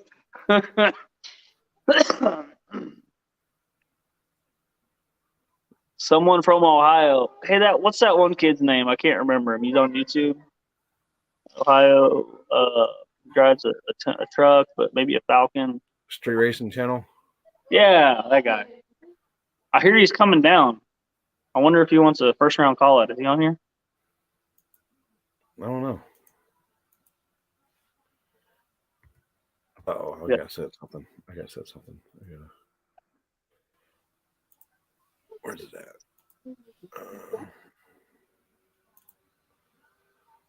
So, but no, yeah, the Nitrous helps a whole hell of a lot, and because with the racing that you saw us doing out in Vegas and Cali, we don't have time for no games. There you go, right there. If you don't spray Nitrous Express, Billy, that's his name. That's right. That was the one running from the fog. Yeah. Anyway, yeah, that could be a fun race. So I think we're gonna go to Mexico in a week or two. I've been out of Mexico, North Mexico, but I hear the weather's better from the weatherman. Yeah. Hopefully the weather holds off. Hopefully the weather starts getting a little chillier because I need some trailer season in my life. Oh yeah. And yeah, well, what's funny is people don't realize they're like when they advertise a no trailer, like I built this car to no trailer.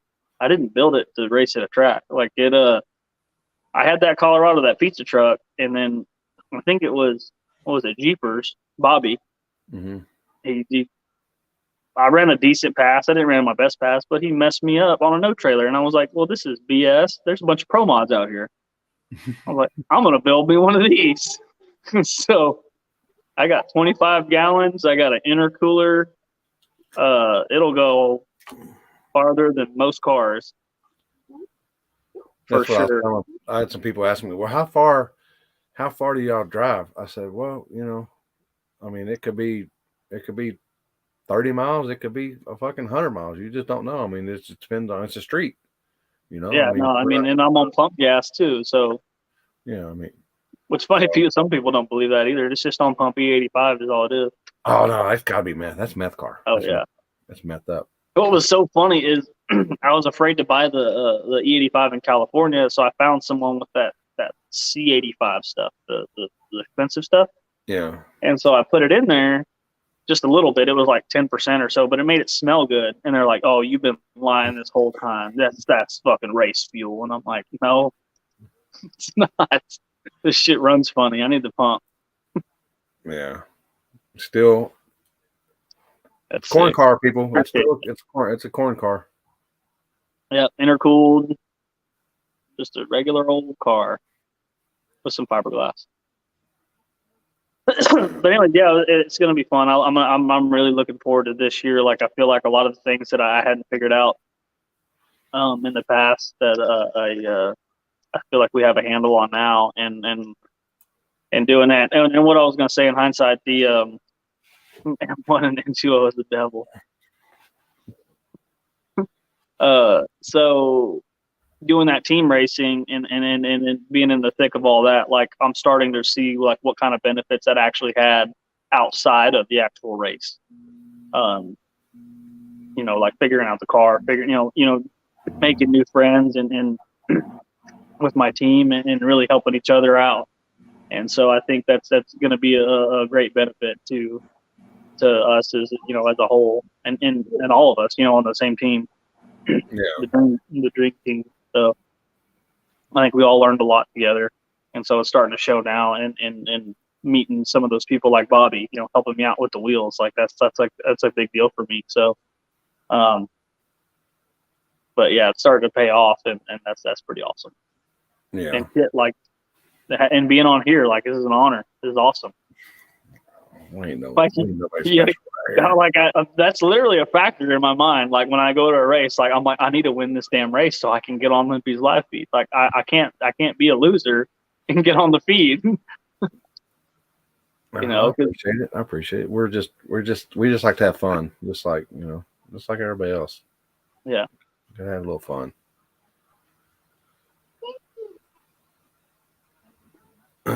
What, do you got any sponsors or anybody you want to give a shout out to? I do. I wrote it down this time. I'd like to pretty much all the people that got me here. I'd like to name. This year maybe a little different. We'll just see. But I like to thank my wife. I wrote it down this time. She's been absolutely amazing in supporting me, and I don't know how she Did you does write it. this down or did you? I don't know. I did. This handwriting's terrible. I can barely read it actually. Like me, I can't even remember. I was like, oh shit, what the fuck that name? No, yeah, but supporting me in all this, watching the kids when I'm out, because a lot of things, and that's one of the things why we try to do track stuff because they can come, but at the same time, like it's not fun for the kids a lot of the time, and it's definitely not fun in the street.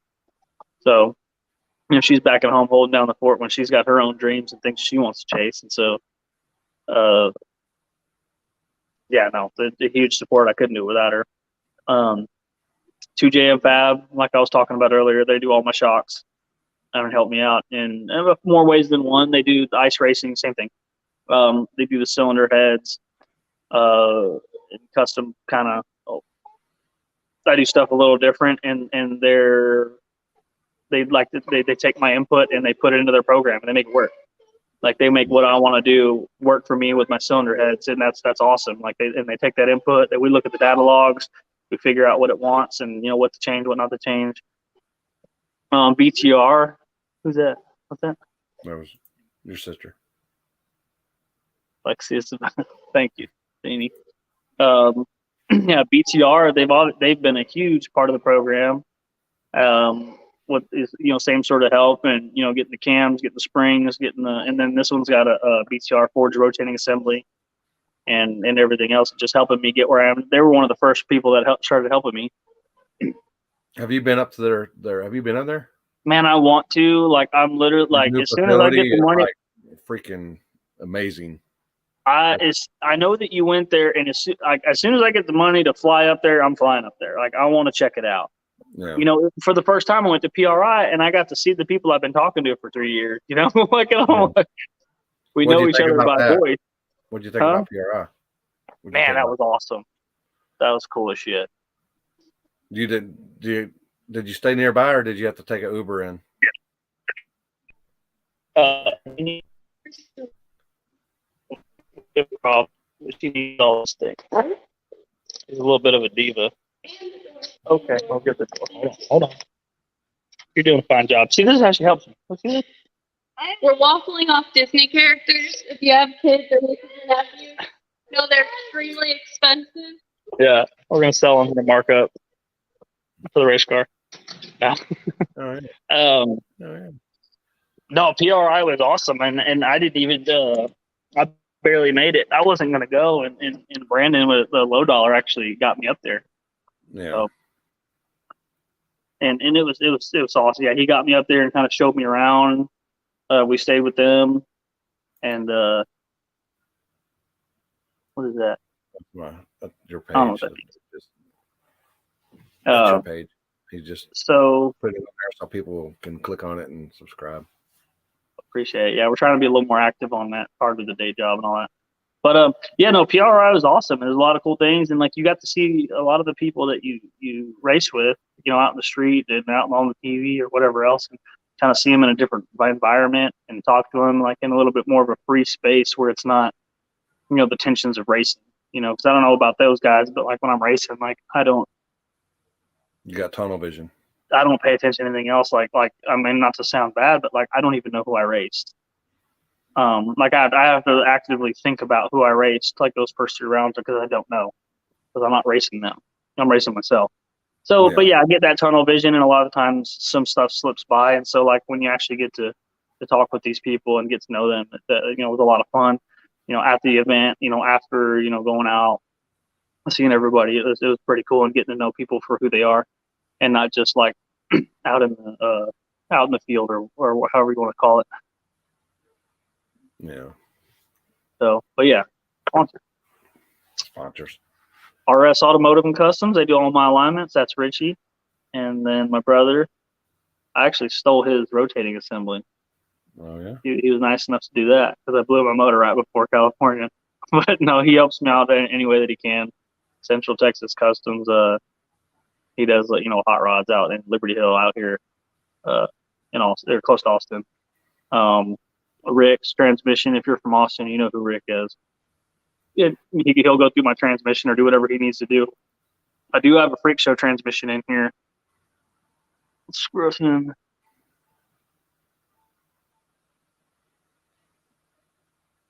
Oh, look at that. Yeah. Yeah, Jack, he's a bad dude. I try to do what I say. So, just like I remember talking to you. What was that? We were at that same no trailer, and I had a whole basket full of excuses about how Bobby beat me, and you called my ass out. I don't know if you remember, but you called me out, and I said, you know what? I'm gonna get this purple piece of shit car, and I'm gonna come back. I'm gonna fuck y'all up. And look at you now. But anyway, no, you called my ass out but it's things like that, and I'm like, and that's why I built this car in like 3 weeks. I don't know if some people know, some people don't. I built the car in 3 weeks. So I was like, man, I'm fucking tired of telling people like Limpy, like when I was out there, tired of telling people I'm gonna build this fucking car because there's enough dudes out there that say they're gonna build something to do something that don't do it. And I don't like doing that. So I finally just built the damn thing. But anyway, yeah, no, I remember you called me out, and I was like, he's fucking right. Like, Yeah. I better build this damn car. Quit talking about it. So, but yeah, no, yeah, Freak Show. So I had him. So yeah, he built the tranny and all that. It's Rick's closer to me, so like when I need to just check it, like the last time, I think I put dump valves in it, and he didn't even put any parts in it. That's the same Freak Show transmission from the beginning. He just checked it all out, make sure everything was good, put the dump valves on, and kicked it in the ass. But yeah, so no, that thing's been, and it shifts, and I shifted about 9,000 or so. I try not to hit 9,000, but I usually do. I still shift it myself. So I try to shift to like 86, 87, but sometimes if I'm spinning or driving, I forget about it. Do you feel that it's better for you to get a feel and shift and drive versus having an air shifter and this and that and the other and I've never put an air shifter, so I feel like it'd be better if I had an air shifter, maybe shifting it like 9,000 or something, and then because the only time I like shifting it myself. The only time I get into trouble is if because that's when a lot of like my cylinder heads, my cam, all that stuff is meant to really come alive around high 8,000 RPM. Like it really comes alive right there. So it's almost like a dirt bike, like on a power band, right? So it gets a little wild as soon as it gets up in there. And if I'm driving it, then it's sometimes hard to shift. So it would be nice to shift it for me. So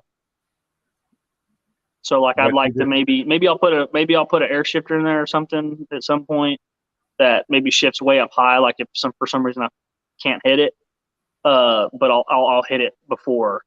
I'll shift it when I want to, but if for some reason it gets up there, it'll shift for me. Yeah. So I'll probably do that. Because it would help be more consistent. But a lot of the time I'm short shifting, just depending. I wasn't short shifting at the pad because it was gripping real good. I hit like 9,200, I think, on one of the passes, which it's good. Well, I was driving it because of the wheelie, but yeah, no, I feel like that would be more consistent. I get yelled at by Rank and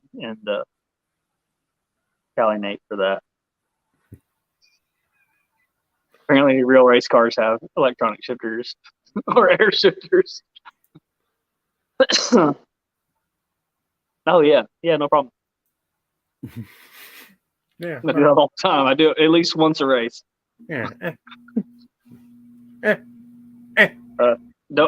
build my motor in a dirty garage. That's the trick.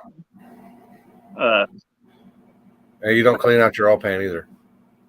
Man, that was dumb. Just straight up, that was dumb. No, I picked out a damn ring an oil ring out of it, and I measured it with the caliper, and I realized it wasn't from the motor that was in it. It was from the previous motor because I ran a different ring. Yeah. So I didn't clean it out very good.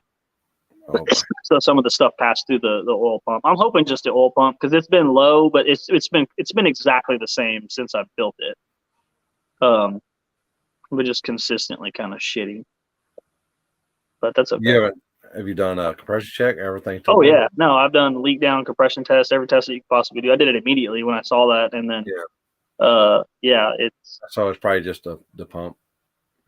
No, yeah, I did everything, and I did it more than one time, and so I was told if it's it's not the best, but it's consistently if it doesn't change, then it's probably fine.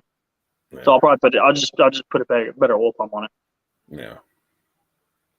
Anyways, back to the sponsors. A-Town Speed, my buddy Dylan, he helped me get a floor in the car because, as you know, I haven't always had a floor.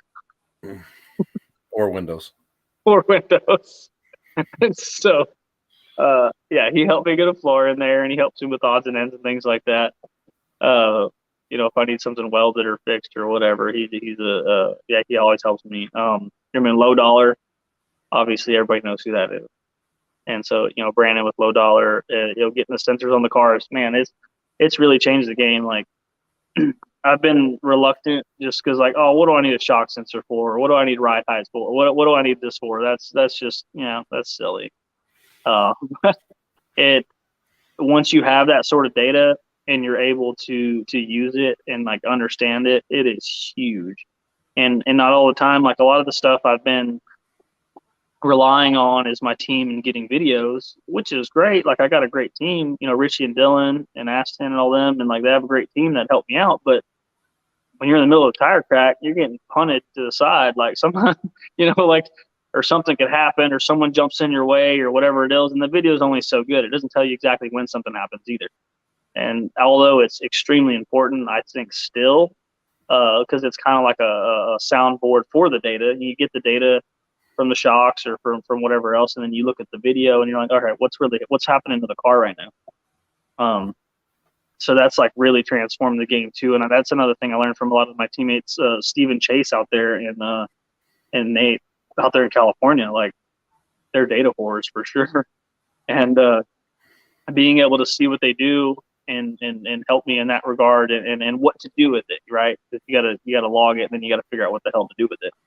And if you're having a part failure, if you're having a shock failure, things like that. Anyway, I didn't mean to rant all night long, but like it's super important. And shocks are extremely important. Like that is. Oh yeah. Oh my God! You could take an 800 horsepower car and run over most of the competition if your chassis is right with the right shocks. Yeah. But anyway, yeah, Low Dollar, and then Nitrous Express. Obviously, you've seen it, you heard it. It's a nitrous car with turbos. So Nitrous Express down. They're super awesome. The data is knowledge. Absolutely, 100%, absolutely. It is. And that's why like I wasn't trying to sound cocky or whatever. Like whenever I was going into the next round, it's not like I was gonna say, oh, well, I'm gonna go 490 next pass. It was. I looked at the data and I was like, wow, that was a terrible pass. And it still went this fast. So all we have to do is, you look at the data. You look at what the car is telling you, what the shocks are telling you, what your pressure sensors are telling you, what your wheel slip, your ride height, your thing, like what's happening with the car from all the sensors, from the data, and you figure out what you're going to do with it. So it's not like it was like I was just being an asshole. Like it's a calculated thing. I mean, obviously there's a percentage fuck up. You could miss one keystroke and lose a race. I've done that before. But anyhow, yeah. And Nitrous Express, and then of course, like for the Austin race, we do that DFW Central or no, my bad, Mexico, Central Mexico. Turn it up, yeah. No, that's big U, right? This goddamn leprechaun tells me every time. I'll be fucking. This goddamn guard gnome comes at me in my car. It's funny. I think he might have took one. He might have took some screws to the head or something. No, every time it's a joke now, but like he was serious before. Like the first couple races up, hey man, you remember Donkey Gap, that car? Mm-hmm. I was about to race him, and I had been turning it down all night because the air was getting better, and like I was on a radial like an idiot. Just got my car running, and this asshole comes up. You better turn it up. He's gonna fuck you up. And I was like, get out of my door. And I shut the door. I kicked him out and shut the door. Because it went from like on that particular race, it went from like plus 2,000 to negative 2,000. And it's like it is turning itself up. Like we need to adjust for that again, data. But no, every time, hey, you better turn that up. Back at the last New Year's race, I was racing rank. I was about to race rank, and he goes, "Hey, Reg just said you went a 5-10. You better turn it up." And I was like, "Get the fuck out of my door!" Again, now it's a joke. And then turns out rank was trying to get into my head because I talked to him. He did not go no 5-10. He was trying to mess with me, and it almost worked. But we just did what we did, and it worked out. But yeah, and then like the media as yourself, like this helps me out a lot, so I appreciate that. Thank you, Limpy. 660 Street. He's been quiet for a while, but he's coming back. Richard, getting me out there. And then we got like the Texas Streets, Vengeance Media, those guys. Like, and I know like there's a lot of people. Like, I don't know exactly who's out there with media, but like for people like us, for like racers that are like trying to figure this thing out, like trying to get out in the world, trying to grow. Like, it's a huge honor to be on the show. Like, it's a huge help for us to get out there and to do what we love. And we really can't do it without you guys. If there's no media, it didn't happen as far as the internet's concerned. And so having people like that, like, really, really helps. But yeah. Home Depot for the screws? Yep. They're, what are they? They're 3/8 head, 3/4 inch, number 10? No, I don't know. That's probably pretty close. Are you looking forward to anything special this year on a race wise?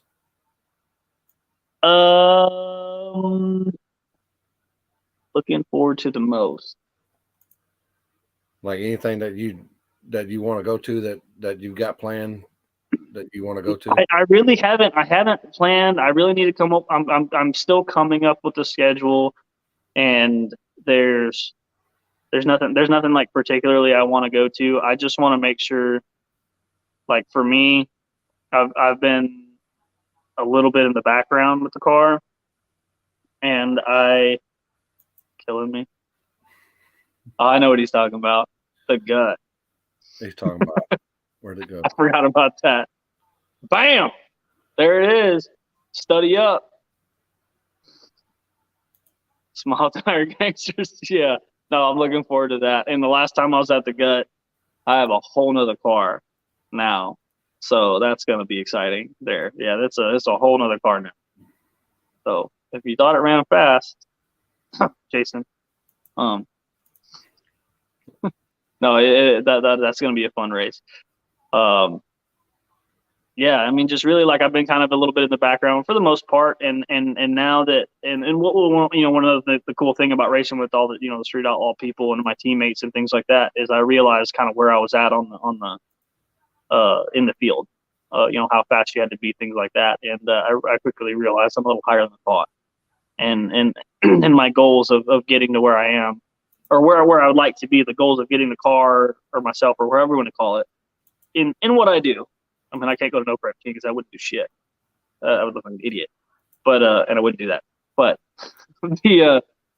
for what I was trying to achieve, I was closer than I thought, and so which is awesome.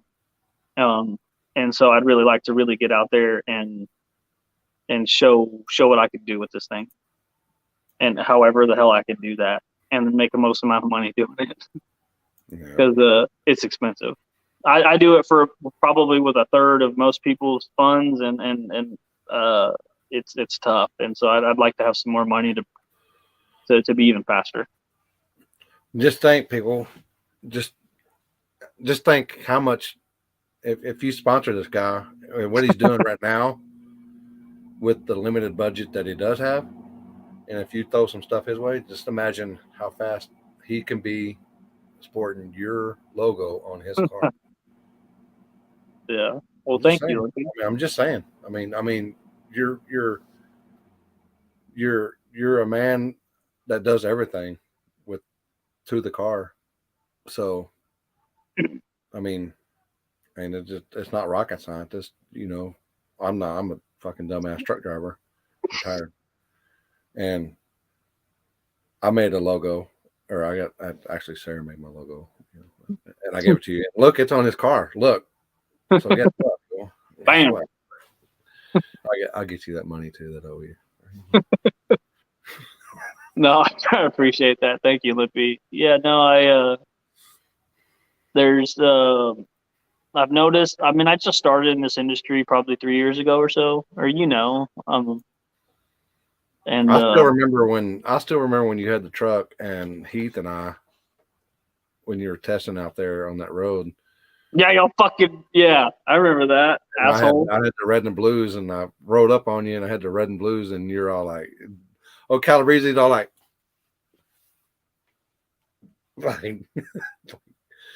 close your eyes. If you don't see him, he won't see you." That's no, y'all. I thought y'all were cops, and I was like, I already had a story, like that was a street legal truck. I was like, I figured out what I was gonna say, everything. Those aren't my marks. Scared the shit out of me. Yeah, you did. Fucking rolled off with the red and blues. And yeah, we found out that was the first time I met you. Yeah, no, that was my first time in Dallas, and I ended up blowing the damn rear end out of it.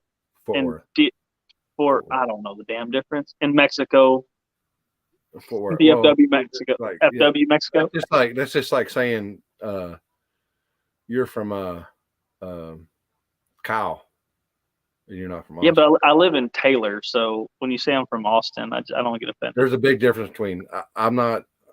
There's 45 miles difference between Fort Worth and Dallas. Yeah, so Fort Worth, and people from Dallas they're not people from Fort Worth. I'm just gonna say that. I'm just gonna leave it at that. So the yeah, I remember y'all rolled up on me, and then I was my first time ever on we were stargazing out there, and I blew my rear end out there because that was the first time I'd ever been to anything with traction. And I remember, and I had never met you. Obviously, I knew I like Limpy. Like I knew who you were, Limpy.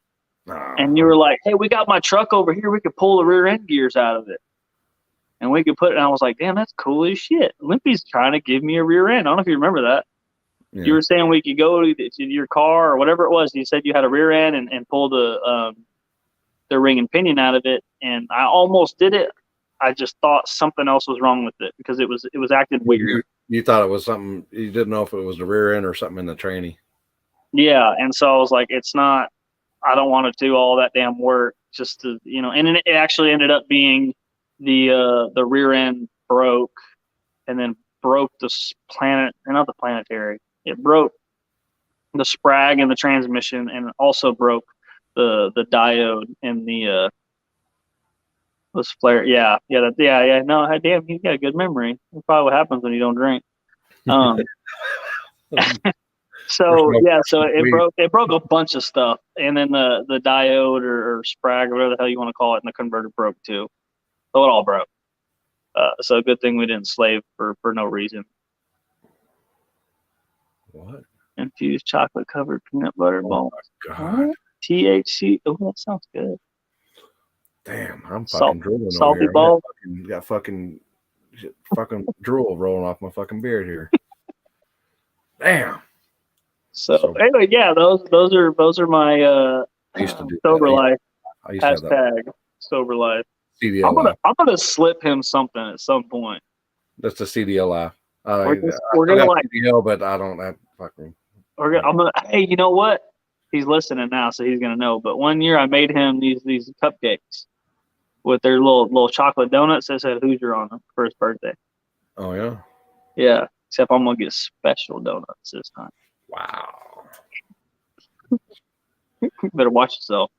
He's not gonna see it coming. It's not gonna be cupcakes. But we'll get it. Yeah, but hey, so the tree down here.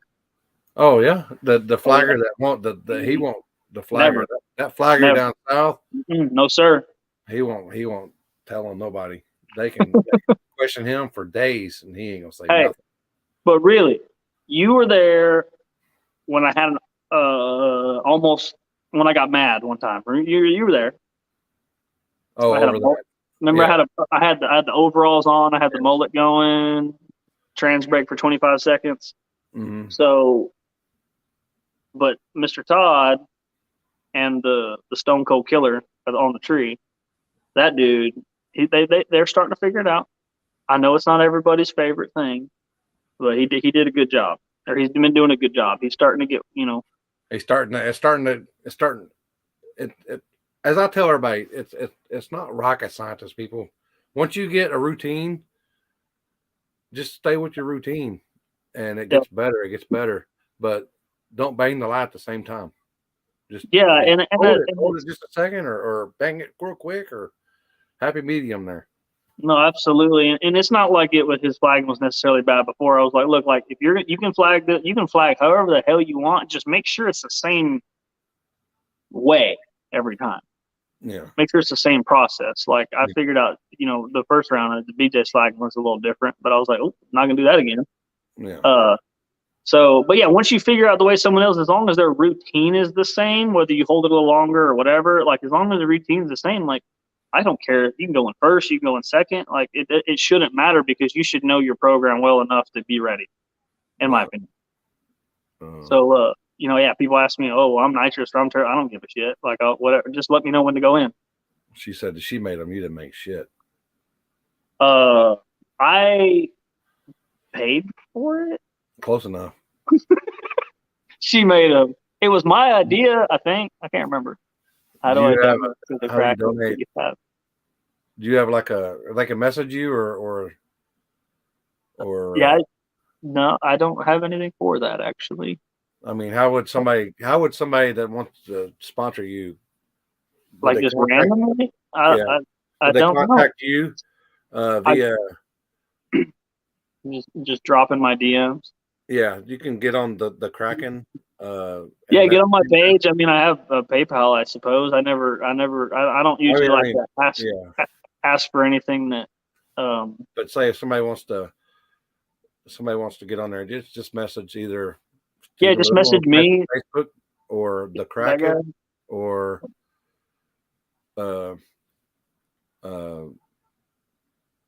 Calabrese. Calabrese, he's my daddy. No, my stepdad. No, I'm kidding. So I guess just send me a message. Like if you want to work with me, I mean, I don't like to ask for anything for nothing, and so like I'd like to see how we could make some. Yeah. Yes, Sarah. I do need to get with you about all kinds of things. Do you have any shirts? Do you have any merch? I am working on that now. So like I actually just paid a dude to make me a design, and it wasn't a dude, it was a damn scam. Oh boy. And they got me. I was an idiot. So I'm working on a new design now, the one that's not scam, hopefully. So I want to put a deal. It's going to have a squid on the front and say what's cracking on it. And then the back, I'm not sure what I'm going to do yet. I got a lot of different ideas. That's not my original idea. It had to do with holding the New Balance shoes and like, what's cracking?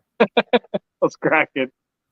No, I want to try to make something fun, right? So like everybody has, like this shirt, we got Mr. Beater Bomb. No, most people, they have black shirts that show a race car and lots of money. And I think he changed it up this year. It's a little different. But they're all relatively similar. And so I would like to do something, because, I have a family, I got kids. Like I want to do something that the kids can wear. Probably not going to do black. I'll probably do purple or red or I don't know, not black. All race car t-shirts are black. We're gonna do something else. So we're gonna change the color of the shirt and just try to do something a little more fun, a little more light, a little less serious that people can wear, as a cool shirt, like just as a fun shirt to wear instead of whatever. I'm the baddest race car driver. Yeah. Anyway, She get on back says we ain't splitting, we're racing. We ain't split. Yeah. So so we have a lot of things like that are like maybe I'll wear that one. Now, just something a little more fun for everybody. I'm gonna dye mine black. Okay. Good luck with that. I don't think I got it in extra short. White shirts and rubber, man. That make a good mix. I don't know if white would be. That's a little too much. So I guess it needs to be a darker color. Just because rubber. You can't have white with the New Balance because it'll make them New Balance look bad. Oh, these things are destroyed. And I wash them too. Like they're that'll make. And I don't wear these that much. I've been wearing my black ones. Oh wait, what did he say? So I think my shirt's extra wide. Extra wide, extra short. I know they make extra tall shirts. I don't know about the short ones. Yeah, they're called kids. Kids XL. Gap or was it called? What's the Gap? The Baby Gap. It's called Baby Gap. That's what it is. Help me out. Baby Gap. You're right. No, help me out, or Chris, or whoever. I hate y'all. I mean, you don't have to love us.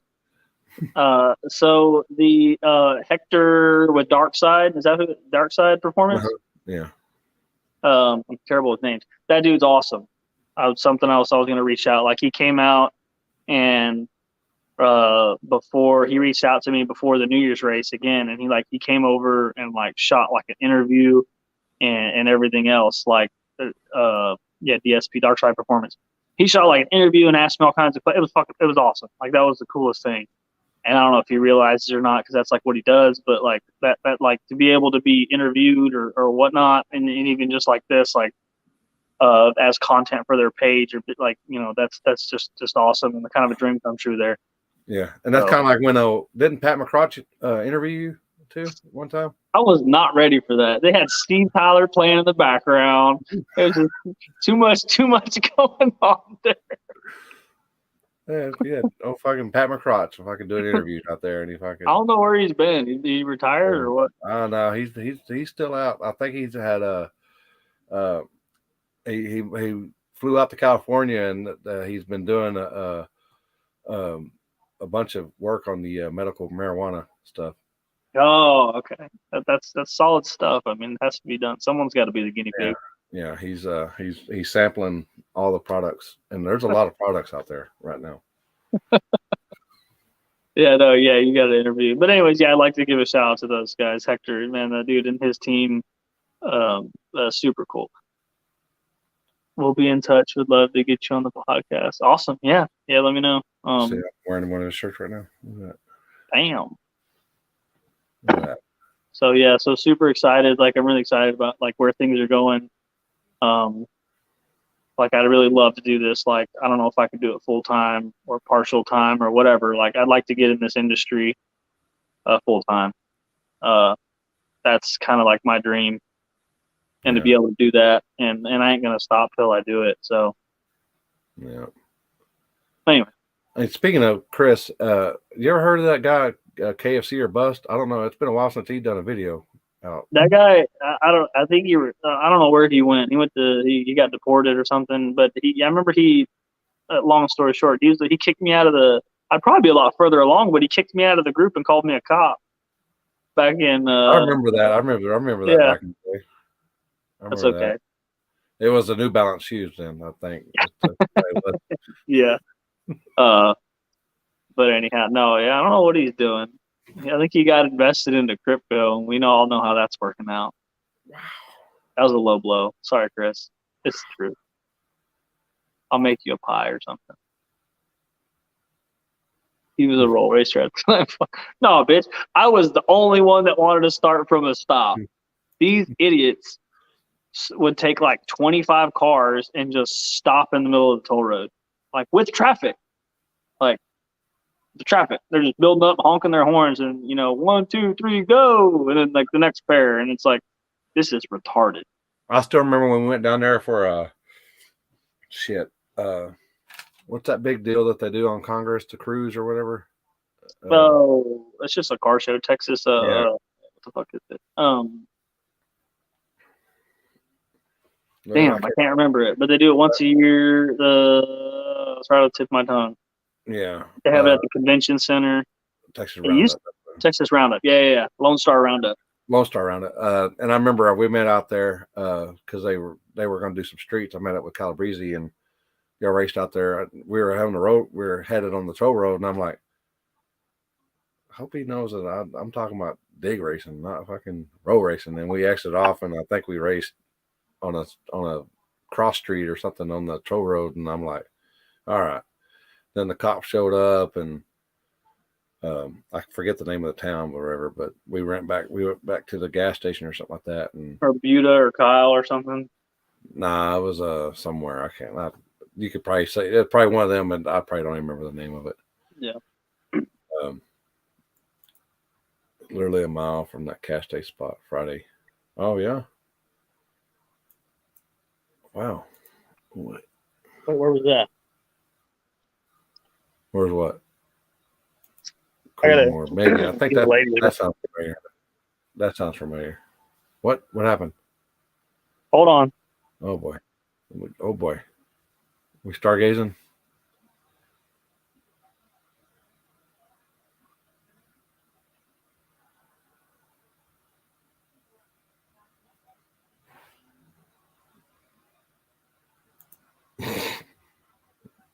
Oh yeah, for real?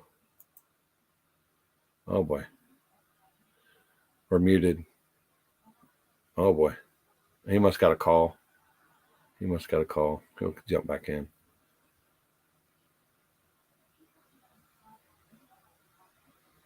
Y'all, you're talking about Billy and them's Mike Lowe's motor. I don't know.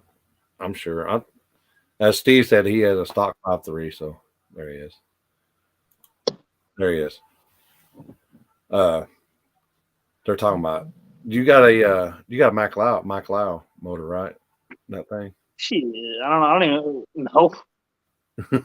They're talking about Falcon has a Mike Lau motor in it, and this and that and the other.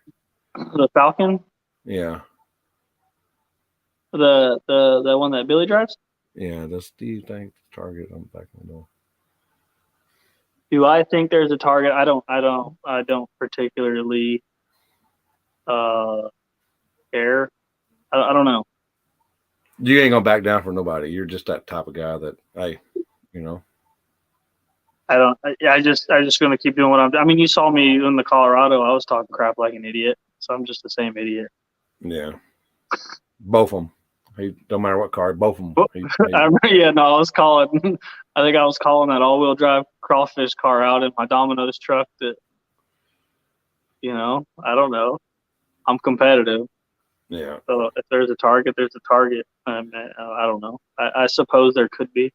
Like I said, people, when you get to this stage, if you don't think that you can't win, you're in this for the wrong reason. I mean, it is. Yeah. It is what it is. And I think it shows, like, if there's a common denominator with the people that win a lot or whatever, like we have a different type of dedication than most, I suppose. Yeah. At least that I've seen from my friends. So, me, when I get my car out and going, I know I ain't gonna win the first time, but I'm gonna pay that tuition to learn. Oh, there's definitely a tuition. And I'm gonna keep paying the tuition to learn until I get to where I'm like, oh, my ass is gonna be fucking winning here pretty soon. So y'all better walk the fuck out. Yeah. No, you have to have that competitive nature and that grind and the want to do. You got to. Otherwise, you're, like you said, you're in it for the wrong reason, or yeah. So, I haven't really thought about the target. I don't really care. Just because whatever someone, it just doesn't. That's just not a part of my thought process, I guess. Yeah. All right, yeah, and if you're on YouTube, people hit that like button and subscribe. all that good stuff. I was watching some tutorials today, and if y'all give me some likes, some thumbs up or whatever, it helps the channel out. It helps. You're supposed to, yeah. So, yeah, I'm still trying to. I think I made one YouTube video. I got to get with the program. Oh shit! Look at that. Mike even beat. I Jeff. even beat Jeff once. Wow. Dang! How did I forget Mike? I even wrote him down. Crap. Poland too. I even wrote you in different pen colors. What's the difference? What's the pen color difference means? Is there like some kind of like green is like sponsors and red is like don't go there? You don't want to know what my mind does with colors and things. No, no, Mike. I don't know. Whatever. He doesn't want me to talk about it, but he helped me out a lot. Yeah, that California trip would not have happened if he wasn't there to help me in more ways than one. And yeah, so I try to help him out the best way I can with his program and getting his going. Which we're just scratching the surface on his truck too. So y'all better watch out. Yeah, that I've been noticing that truck's been getting a lot faster. If he would just wait for the light. Oh dang! Oh, he said it. Say it. Yeah, we haven't. We've been trying to do some things with it, just over the internet or the phone or whatever. But we're gonna meet up and we're gonna get that thing working. So y'all watch out. I'm gonna put a delay on the trans brake. Be like, hey. Him and Aston. Him and Aston need the same tune-up on the trans brake. Aston, man, that guy, he makes me nervous. Like, you don't know if he's gonna. You know, he's quick on the light as well, but there's times that are like, there's times I've let go of the button, and he's already gone. And I go back and look at the tire crack, and it's like fucking dead nut. And I'm like, how is that fucking dead nut? I mean, yeah, I don't know. I mean, did it flicker as the tire was cracking? And I'm like, and then there's other times when like it's just fucking bad jump. It's just a bad jump. Oh yeah. Well, I remember one time like he went 2 rounds like that, like not bad jump, but like on the light, and then you told him straight to his face. You're like, Aston, I'm gonna mess you up. Quit guessing. And he jumped a day early because you held it. I held it for just a hair longer than I normally do, and then. And I told him too. I said, Limpy just told you he's gonna mess you up. You need to wait for the light. He don't listen. It is. I mean, I've gotten some people that you know, you got to do that sometimes. You got to let people know that you need to wait for the light. Yeah. I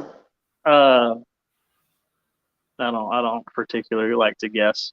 There's been one time I jumped like an idiot. A lot going on, but yeah, no, I wait till I see it. Sometimes a little too long. Yeah. So, but anyhow, yeah, I'm excited about my wheels. These are some old junky wheels with screws. Yeah. I'm like, I can see them in my little picture. They're gonna be 17s on the front too. Wow. Yep. I don't know where I'm gonna get the money for the tires, but those rims are gonna look good. Look at that right there. No. Oh wait, you didn't get that. That was no. That was split. You had that right there, but you did get that. Yep. It was a great weekend. You know, had I not won that race, and then like I raced Joey, and you know, I don't care who you are. Like whenever you race someone like that, like that's pretty cool. You know, because like for me, like some people are different. Those what are they called? What is it called when you got a fast car and you go to a race with a bunch of slow cars? Someone with a puppy. Puppy kicking. Oh, puppy kicking. Yeah, that. No, so there's a few that are like that, but no, I like to go to the races to race the fastest I possibly can to try to see where I'm at in the world, and so. But yeah. So racing him was pretty cool, and I know that I'm from here, and that I knew the road, but I really didn't. I'd raced down there 2 times. So what do you say? New Balance and Nike. Yeah. So it's cool as shit. And I've been told Joey, he was asking me about the road. I was like, the last time I was here was 2 years ago. It was wild as crap, and it went about X time, but I'm faster now. And like that's literally all I knew. Like I had no idea. Like none of the data logs or none of the data transferred. I actually didn't even have it because that was on a Terminator back then. The Holly Terminator. He was on Holly back then. Yeah, I was on a Holly Terminator. I threw that trash away. Fuel Tech for life. So, no, anyway, yeah. So it was cool because I feel like the field. It was the semifinals. I feel like we both had chances to either figure it out or not or whatever. That was a tough road, straight up. Both lanes, and not because of speed. Both of them. Both of them. So you can say it. Go ahead. Both one word. Both. So that was cool, and like to be able to race someone like that with that Fuel Jesus. That's what it's called. You can call them, and they actually answer. It's great. That's right. Fuel Tech for the win. No, it's yeah. I'm not sponsored by Fuel Tech. If y'all could send me some stuff. Now it's really changed the game too. Just switching to that, it's a lot different but better. But yeah, racing someone like that, it's pretty cool. Like, you know what I mean? Like if I haven't raced. I haven't raced Ryan Mitchell in a long time. Anyway, but yeah, racing people of that stature that have that kind of weight behind their name is pretty cool. And so that was nice. But still put a $50 electric shift on it. I don't. I thought you're manly when you shift your own car. That makes you more of a man. Or is that just a stick shift? Oh boy. What do we got coming? Somebody asked if you liked well, there it is. How did you like the filmed racing for Discovery? How did you like filming? There's two very different things. There was Boosted's race, and then there was JJ's race. They both had their challenges. I would I don't know what all I'm supposed to say, or am I allowed to say about that? I would Would you go back to a JJ's race before you go to a Boosted's race? Probably not. Oh yeah, I would probably not go to one of those. I mean, I can't say. It just depends. It depends on what it is or how it is. I won't say no, and it depends on where it is. If it's 5 minutes away. How hard? Answer me this. How hard is it? I know it's hard as shit. You know, so I know it's hard to ask. how difficult and just fucking.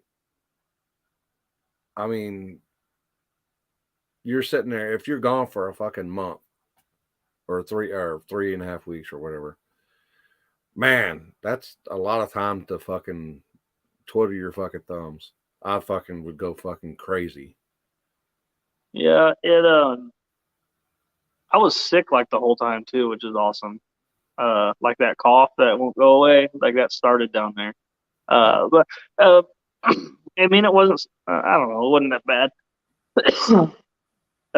But I probably wouldn't go back to a JJ race. I'd go back to Boosted. I think. I mean, if I could do it, I mean, it took a lot to get there in the first place, and like I said, like I needed help from some people, and I barely made it. I barely made it there. Barely made it back. You're driving there each time. Yeah, I mean, I put it this way. I mean, if it gets me closer to my goal, I would consider it. But I would rather go to Boosted's race. Cool. No question there. What? So if anybody's ever been in jail, it's bad. It just feels like, man, you're in jail, but then you got rec time, and then That's what it's like out there. I mean, it's just no. I just no. Especially, if you're not staying, say like you stayed. I'm just talking about you staying in your camper for all that time out there. Other than I stayed on the side of the road in the desert. With my camper. I got it down though. Every 3 days, I'd get generator fuel. Every week and a half, I'd fill up with propane. It wasn't too bad. But there's a lot of time to think. Yeah. Like, why the fuck am I here? It's like, fuck, these motherfuckers are making millions off of me. And I'm just fucking, I'm over here. It was interesting. We had a whole trailer park, though. It was all right. We had a few people around us. I mean, that's where I grew up, was in the fucking trailer park. And, but, fuck.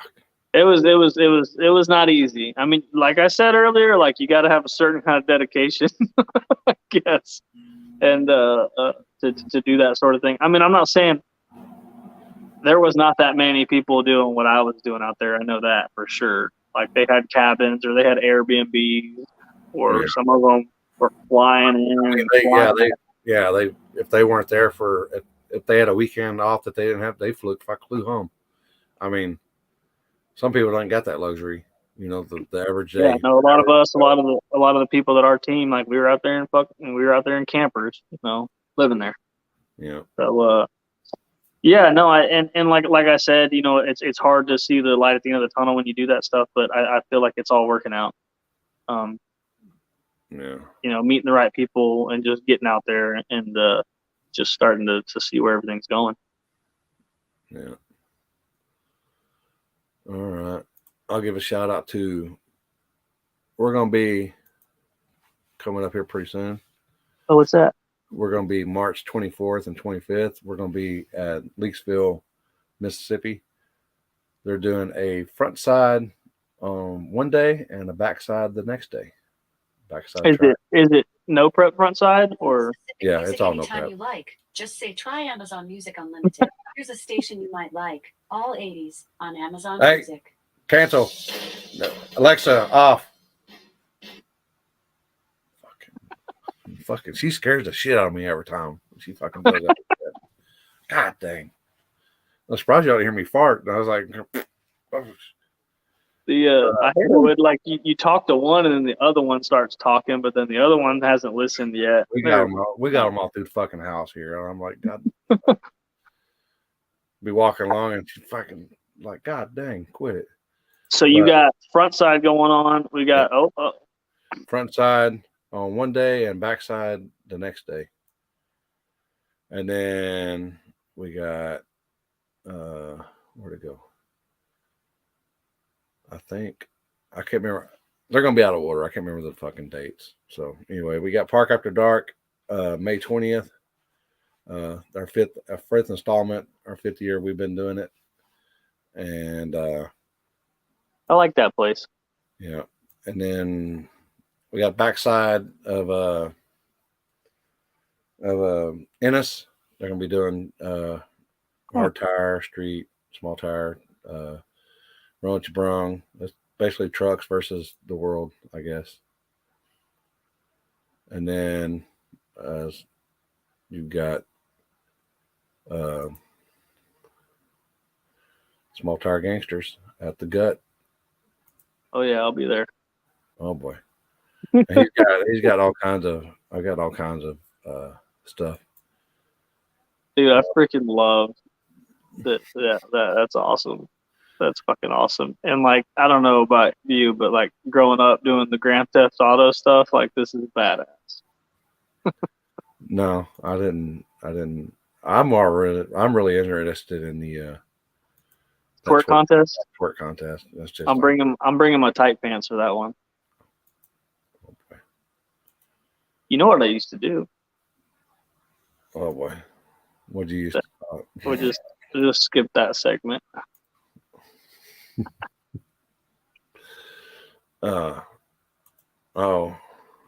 It is. It is in this. It is. Spoil media for us people that travel. It is 29s. We'll run on 29s. We'll run on 28s. We'll run on fucking 26s. We don't give a fuck. We run on anything. We don't have to. We don't have to sit in our backyard and expect people to come to us, and who don't travel, and who don't put no money on top of pots, and this and that and the other. And 28's a small tire.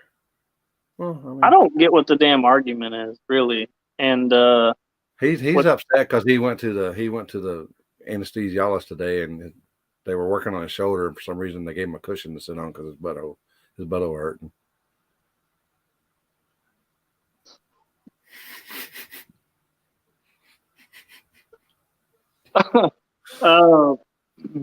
I really wish he does. He puts money on top. That's a bunch of the other ones don't. But just let me know how your butt is. Just still flamed up after your. I think they might have injected it and had that drip or something that was. That's wrong. Wow. I don't know why people don't. I don't give a crap if it's a 29.5 or a 28. If we could just pick one, that'd be nice. We could just pick one. It could be the big one, or it could be the small one. I mean, we all know that 28s fit on Mustangs, so we got the whole field. Yeah, reason I started doing it back in the day, it was 29.5. I mean, it was a tape measure. Tape measure doesn't lie. So, and back then we didn't. Everybody in the world didn't have Mustangs. They built other cars that could actually fit a 29 under it without no problem, without having to hack it up and do all kinds of stuff. And the people that did have Mustangs, they didn't cry about it. Because you know why? We weren't crying about tire size. We just wanted to race and have fun. We didn't care about the guy you got to sit like me, or we're all steel, all glass, or we're this or that and the other. You can't run me because your car's all one color, or your car's got a front end on it, and there's definitely a lot of that shit. Yeah, so I mean, my uncle's cousin has the fastest Mustang in the world, and it's on 28, so that's 28 is the rules. What's kind of funny about all this is I've been watching this for the last few years, and about 28s versus 29, whatever. When I went to California, that was my first street race on 28s. I've been on a 29.5 in the car the whole time. I mean, besides a radial, but that's a radial at the track is not the same thing. But that was my first time on 28s out in California, and that was my first real street race at the pad on a 28. Yeah. I don't really see that big of a difference. Well, there's not really that big of a difference. I mean, I haven't seen.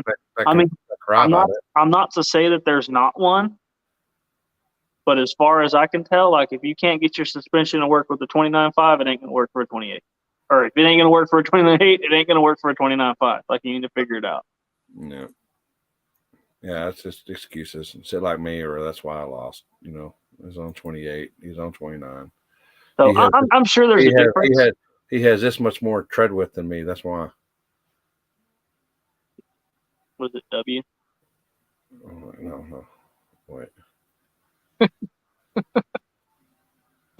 Wait. Oh, sorry. I hate when that happens. Yeah, and the whole W thing is not whatever. I don't know. I mean, I get it when you're racing for a lot of money.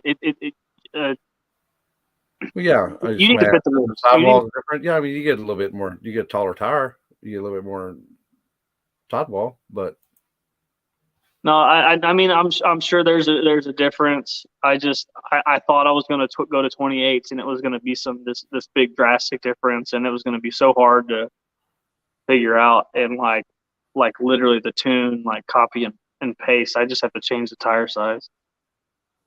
I thought it was going to be a lot harder than what it was, I guess, is all I'm saying, from all the crying that I hear.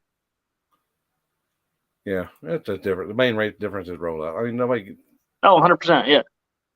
You get I can, you can mile an hour higher with the 29.5. It depends on your gear ratio. I mean, everybody and I've ever talked to has definitely been faster on a 28 than they have on a 29. Yeah, I mean, and then there's some people that's been faster on a 29 than they've ever been on 28 because they don't know the data like you're talking. So, yeah, I mean, I think I have my fastest mile per hour with a 29.5 maybe in the street. Yeah. But anyway. Yeah. I mean, yeah. I wish I have an extra half inch or an inch.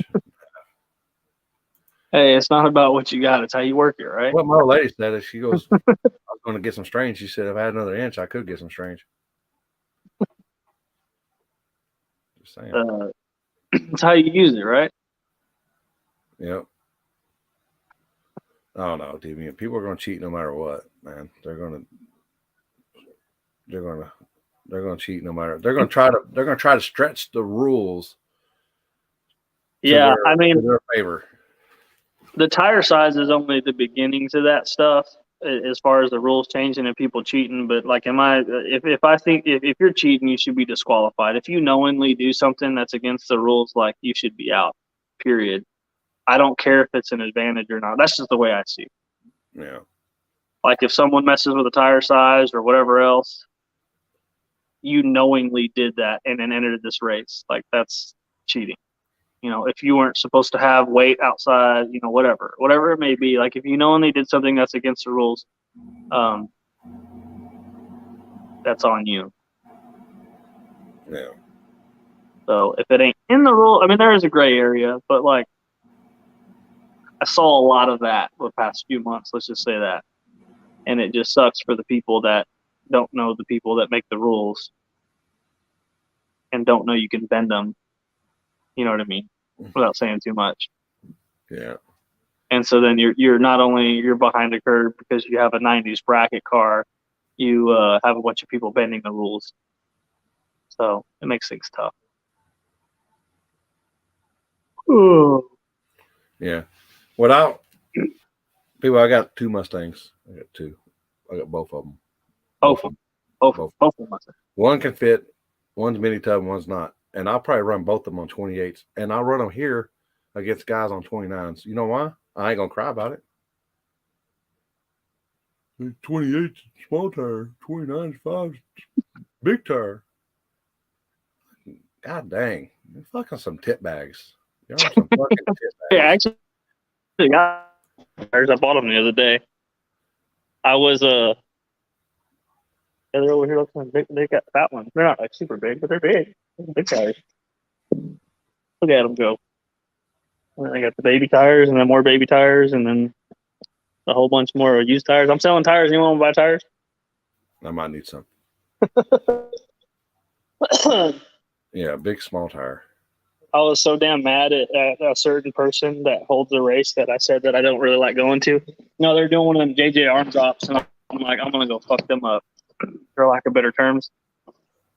And so I bought big tires, which I actually did mess them up on the small tire and won that, but the big tire was that just wasn't set up for it. Yeah, but I was trying.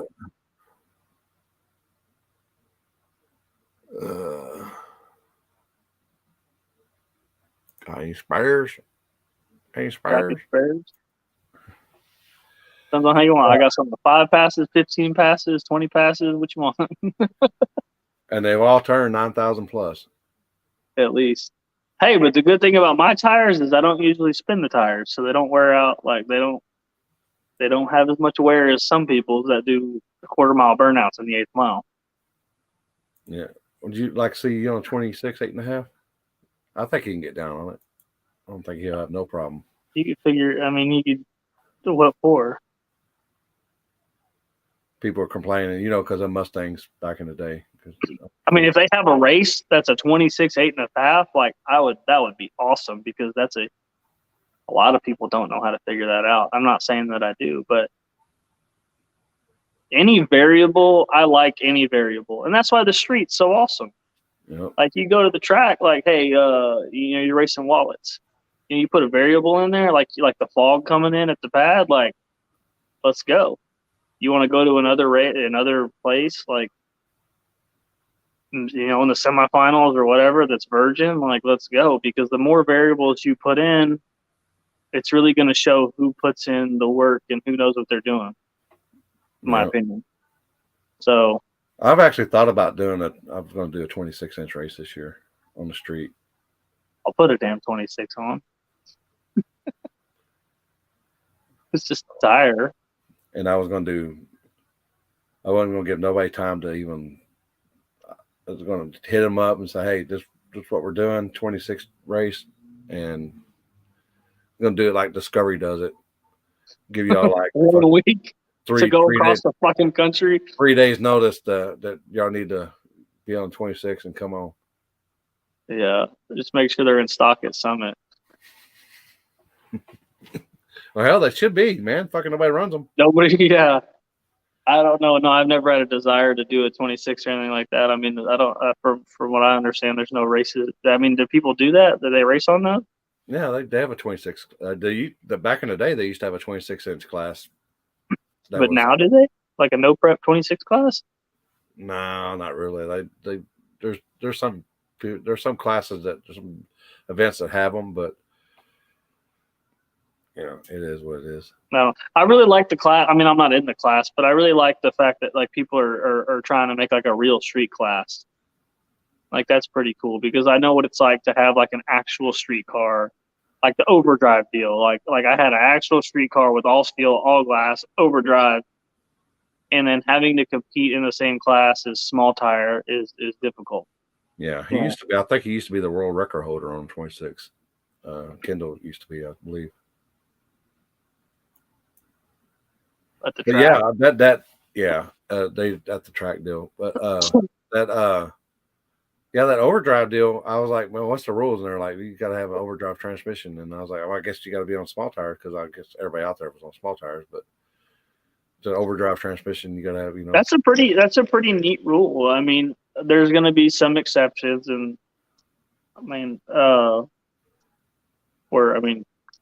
whatever. Like you might have I doubt you're going to have a drag week car. There's really not that many of those. Yeah. People that were talking about who's the fastest, blah, blah. And they're like,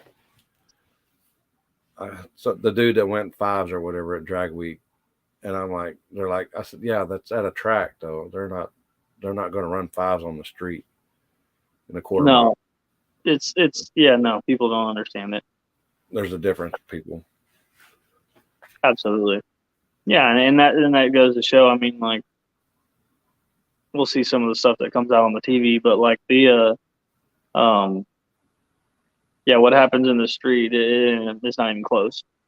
Yeah, I guess the drag and drive. Yeah. Yeah, like I would,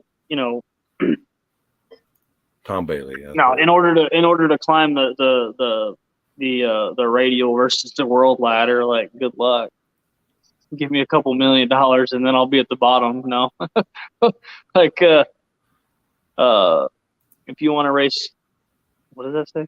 Anyway, it says sure they will. I've seen it on TV. They're idiots. Yeah. We saw a whole bunch of $200,000 cars go 8s in the 330. No, radios versus the wallet. Yeah, no, I mean that is what it is, and that's the type of racing that's great for some people, but it ain't for me. And you know what? That's good for them. Fuck it, people. I'm gonna go out and say that. I'm gonna go out on the limb here. I'm probably gonna break the motherfucker as fat as I am. All these shows that they have out there, the same mofo winning all of them.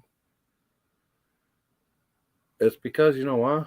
The motherfucker got fucking money. He's got money. He's got fucking sponsors. He's got fucking that's his fucking job. Who are we talking about? I mean, all them guys that win on them shows. That's all they do. Yeah.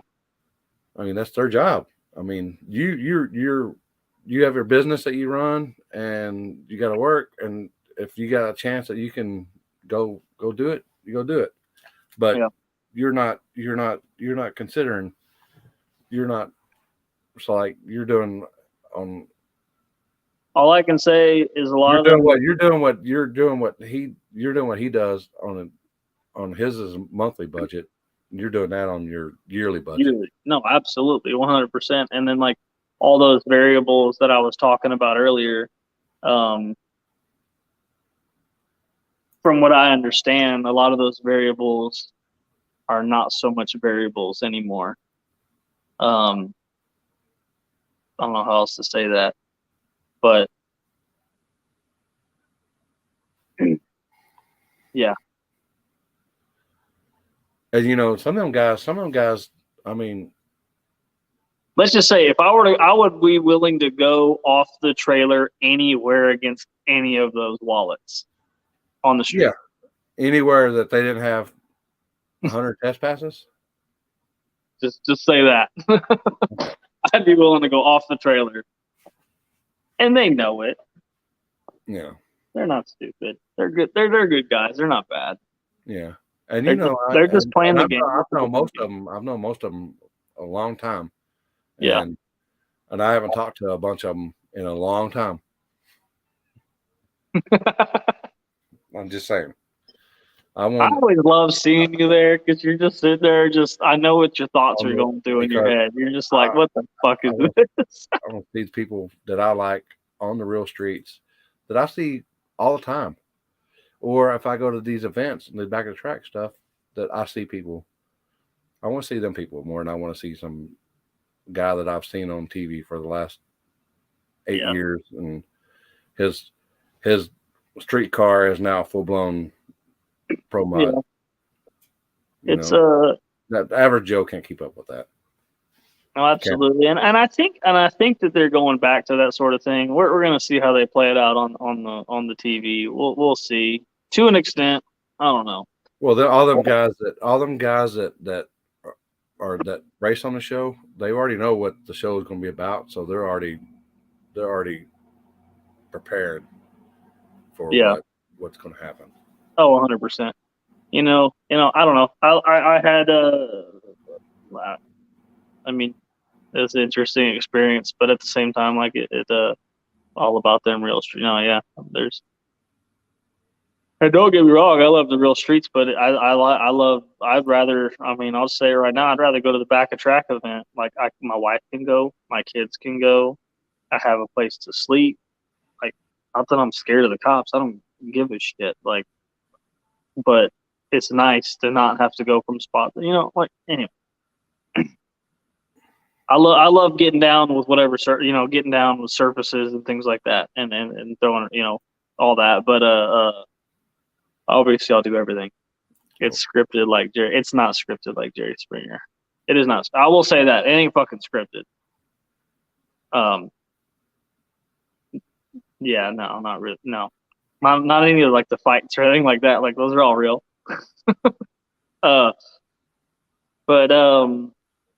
No, anyways, like the show and what people like, everyone has something good or bad to say about it, and it also gives opportunity for people like me, like, to be able to meet, billet specialties. That happened in Vegas. It started in California. Me meeting, Brandon Dollar with Low Dollar Motorsports, one of the biggest sensor guys in the game, and like becoming friends with him and having him help me with my program. Like, and then meeting and then going to PRI. Like, none of this would have happened had I not been presented to the offer to go to Mega Cash Days with, boosted. So take it however you want to, but there is opportunity there, whether it not be the style of racing and whether it not be fair or this, that, and the other.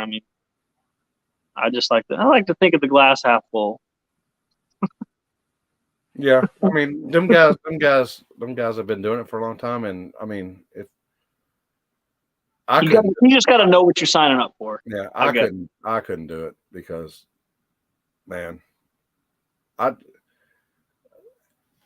reason why I said no way back in the day is because of this. As I seen this shit coming, fucking 100 miles away, and I seen what it was going to turn into, and I did not want my name or my family's name or anything connected to that, because back in the day, I don't know, maybe I'm an old school guy, but to me it would be selling out if I was giving you my trade secrets, because people back in the day, back before Facebook and social media and stuff, we used to do street racing back before, you know, it was cool. And I was actually go out and do races and promote, or not promote, but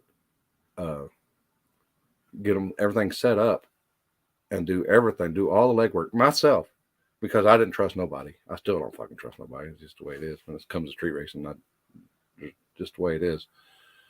Set up security, get security set up, tell them where they're going to be sitting, get everything set up, do the race, and pay a motherfucker, and that's it. But nowadays it's a fucking, you gotta, it's a normal status of where people are going to be racing at. They just gotta post up, or they gotta talk about it so they can look at me factor. I know exactly what you're talking about. But yeah, I mean, as far as the street outlaw stuff, like I can only speak for where I am and where I'm trying to go. But as far as like where everybody else is, I don't know. You know, as far as selling out for certain things, I mean, I know I saw some things that I would never do. But anyhow, the streets and like I'm pretty new here the last 2-3 years, but even in that amount of time, it's been very different. And it's changed over. I mean, it's changed. Like when I would go to races about 4 or 5 years ago. Like I was just watching, and like seeing some of your races and like the way that they ran back then, back when the D and all them or boosted and all them were running a lot. And it definitely seems different even from then. And I don't know what it is. Well, it's the cell phones and everything else that's gotten to everything. But you know, but just like everything else, you got to adapt to change, and you got to figure a way to get past it. Yeah, I mean, because I mean, just even the I mean, that's why I like going to some track races, and not track races, but like back of the track or no preps or whatever. Like you don't have to deal with someone trying to be something or whatever. Yeah, Terry, that is true, man. That is true. Street cars don't need trailers, but you know, when they travel 10 or 12 hours, they need a fucking trailer. I don't care. That Yeah. I ain't gonna lie. Yeah, and there's a class for the, and that's the whatever. They're and that's what I was saying earlier. Like they're making a lot of classes that are for that, and I like that. I think it's awesome. Yeah, and I'm down. I'm down like that. I'm down like a flat tire when it comes to driving your shit and do all that stuff. Yeah, I don't know what it's going to happen. I mean, we'll see what happens if I go to a no trailer or whatnot. But I can tell you right now, before I even built this car, I built every piece on it to drive however long. I mean, it might take me a while because I got a 430 a year, but it'll go as far as I want to drive it. Oh yeah, somebody asked that in the comments earlier. What kind of rear gear you had? Oh, it's just a 430 12 bolt. Yeah, it had a 456, but I put a 430. It started going a little faster. So yeah, it's been interesting. It's definitely been interesting around here in the central Mexico area with the racing and whatnot. So we'll see what happens going forward. All right. Well, anything else you can think of? You want to shout out people? Man, no, I don't think so. I'm just crew, other than your wife. Anybody gives you help? Yeah, my crew. Yeah, Dylan, Richie, you know, Aston, Calabrese. You know, all the pretty much like I know I'll forget names. But Kevin, like he built the no name Stone Cold hole. No, just like all the ATX crew, man. Because like when we do stuff, I mean, we don't have a lot of roads and stuff down here, and I feel like they do a pretty good job at doing what they do with what we have in comparison to a lot of other places. Like I never realized how good we have it down here and how good the guys do it down here when I started traveling to outside areas and realizing how bad some of the racing scenes are on the street. So. No, all those guys, you know. Yeah, I've been all over the country, and man, I'm just thankful that the places that I go to, the the stuff we have here, man, is just anybody complaining about a street race around in the Midwest. Boy, y'all got a rude awakening when y'all go to other places. Y'all got a fucking rude awakening because y'all think it's bad here. Fuck. Y'all go out the East Coast. They got two spots. They go up north. They got 2 or 3 spots, and fucking half the time they don't even fucking want to race because they're scared or something. Go out West Coast. They've got some badass roads and. They like to get down, but you've also got to worry about desert. You got to worry about sand and shit flying in across the road and this and that and the other. And I mean, that's a challenge. But around here, around the Midwest, man, we're just gangsters, man. We just fucking have fun and fucking do what we got to do. Yeah, I mean, it's just having a tight crew too. I think that's super important, and knowing what the hell to do. I mean, like, there's some obvious stuff that, like, I see that our crew does, and you're like, there's no one on that road. Seeing if traffic's gonna go down it, like, what the fuck is wrong with you? Like, when you go to other places, but yeah, doing your due diligence and like the work you said that you put in with, back then, like a lot of people aren't doing that, and you're like, what? And I did it back then before. We had Google Maps. We had fucking satellite view. We did, I mean, I did it all myself. I had fucking a Jeep Cherokee that I put fucking 200-something thousand miles on in like 5 or 6 years. And any of the old people that's been around for longer than some of the guys that have been around today, I'm talking 10, 15, 20 years, they'll tell you that even today, I won't tell nobody. If we're racing and I'm putting the race on, I won't tell where we're going. I won't tell nothing. I don't even tell my wife. I don't even tell her.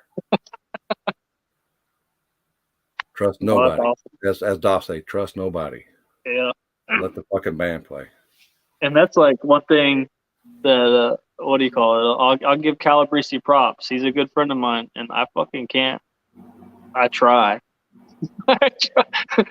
And it's not that I'm going to go there and test, because I don't do that, but like, I just kind of want to know what we're getting into, and that motherfucker won't tell me.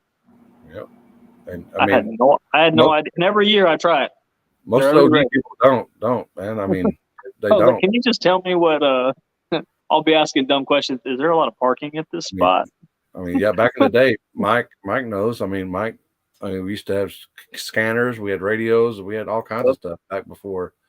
I mean, and that shit fucking costs money. I threw in some money too, but all that shit back in the day, it cost money.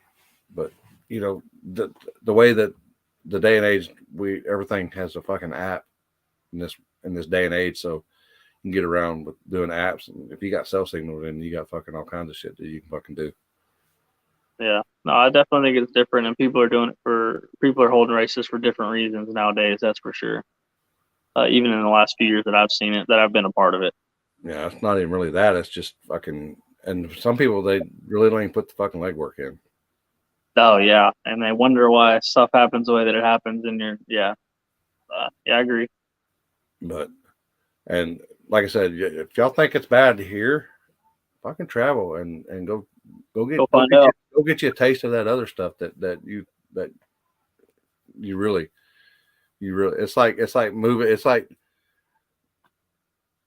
like going to a third world country, and then you're yeah, and you think your rights are being like same thing, people. Yeah. Same thing. But how did you like that gas out there in California? Holy mackerel, man! Well, we were at where y'all were at. You had it was an hour. It was a bit an hour or so, depending on which direction you went. I guess. Yeah, it was about a little over an hour to get to anything. Yep. So, I went like once a week to go get groceries, and then just lived off of noodles and sandwiches. Yeah. And NOS energy drinks. No. But no, it was freaking like $6-7 a gallon in some places. And what I didn't understand is there'd be a place that's like $5 and something, and then like across the street it'd be like $7.50. And I'm like, what the hell? Yeah. So it was very expensive. That trip was expensive. And then you would think like, okay, well, you calculate your cost of fuel, like, okay, well, it takes this much to get there, this much to get back, and maybe I'll use a little bit when I'm there. No, when you have to drive an hour Or every time you want to go into town or Home Depot to do some ghetto crap on your car, which I'd made a bunch of those trips. That's what happens when you got time to collect. Time Yeah. to think to yourself. Yeah. That's what I'm saying. Made some funny things. I didn't do that much. Y'all don't ever go to the pen because that shit happens all the time. Right. I'm come out with the fastest snow prep car the world's ever seen. Yeah, I'm gonna be coming out with fucking all kinds of shit in my head. Yeah,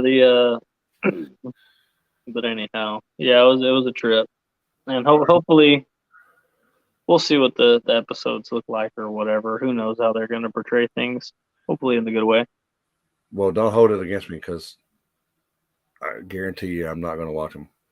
I don't care if my wife's on them right now. I just don't fucking watch them. I just can't.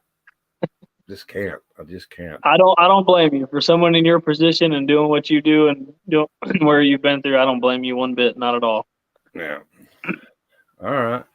Well, thanks for coming on. And just in case people forgot, he did win this weekend. Just not at the pad. I won with 6 other people, I guess. He did win the fastest Draggy pass, so Fastest Draggy pass. Nobody else wanted to bet. I will say that.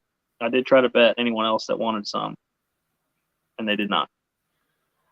Yeah. So, all right. Thank you for having me, Limpy. I appreciate it every time, and I look forward to hopefully the next opportunity. And I'll just keep trying to kick ass to get back up here. All right. Congrats on your win, and I'm sure we'll be seeing you here pretty soon. Yes, sir. See you in a few weeks. All right. Have a good one. And Mexico. Bye. Later.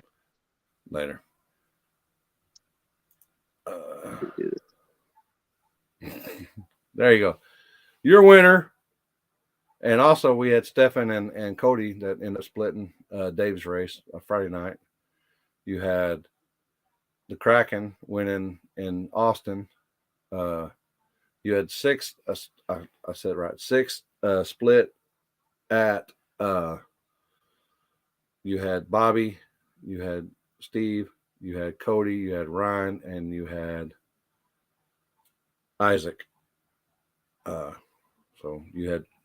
Wait, I'm missing one. And Billy. Excuse me. I had Billy. God dang. So you had 6 that split. In the. It was a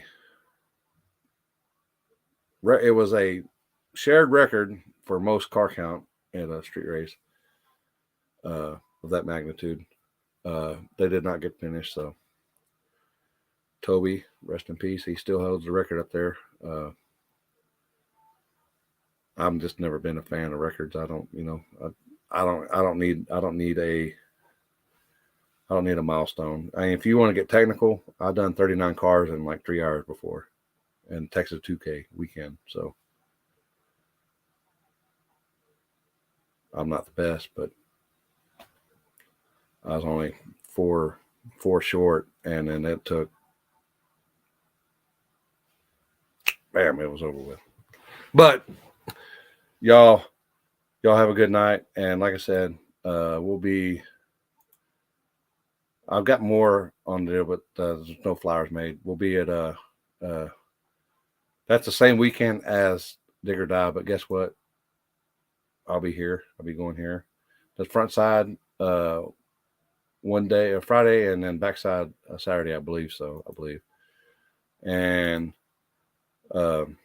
you've got the gut twerk contest as well. Park After Dark, May 20th. Backside. I think that's the next weekend. That's the following weekend after the gut. Is backside of April 14th, Texas Jam. And as always, they split 6 ways. Kraken ended up winning Friday night in Austin. Congrats on his win and his team. And just in case y'all didn't get the joke about how tall Calabrese is, that's him on the right with his finger. See how short he is? And Aston's only like 5'4", and that's how. And he's sitting right next to Calabrese. Aston's 5'4", 5'5", and that's how short Calabrese is. So, just to let y'all know. Yeah, that's it right there.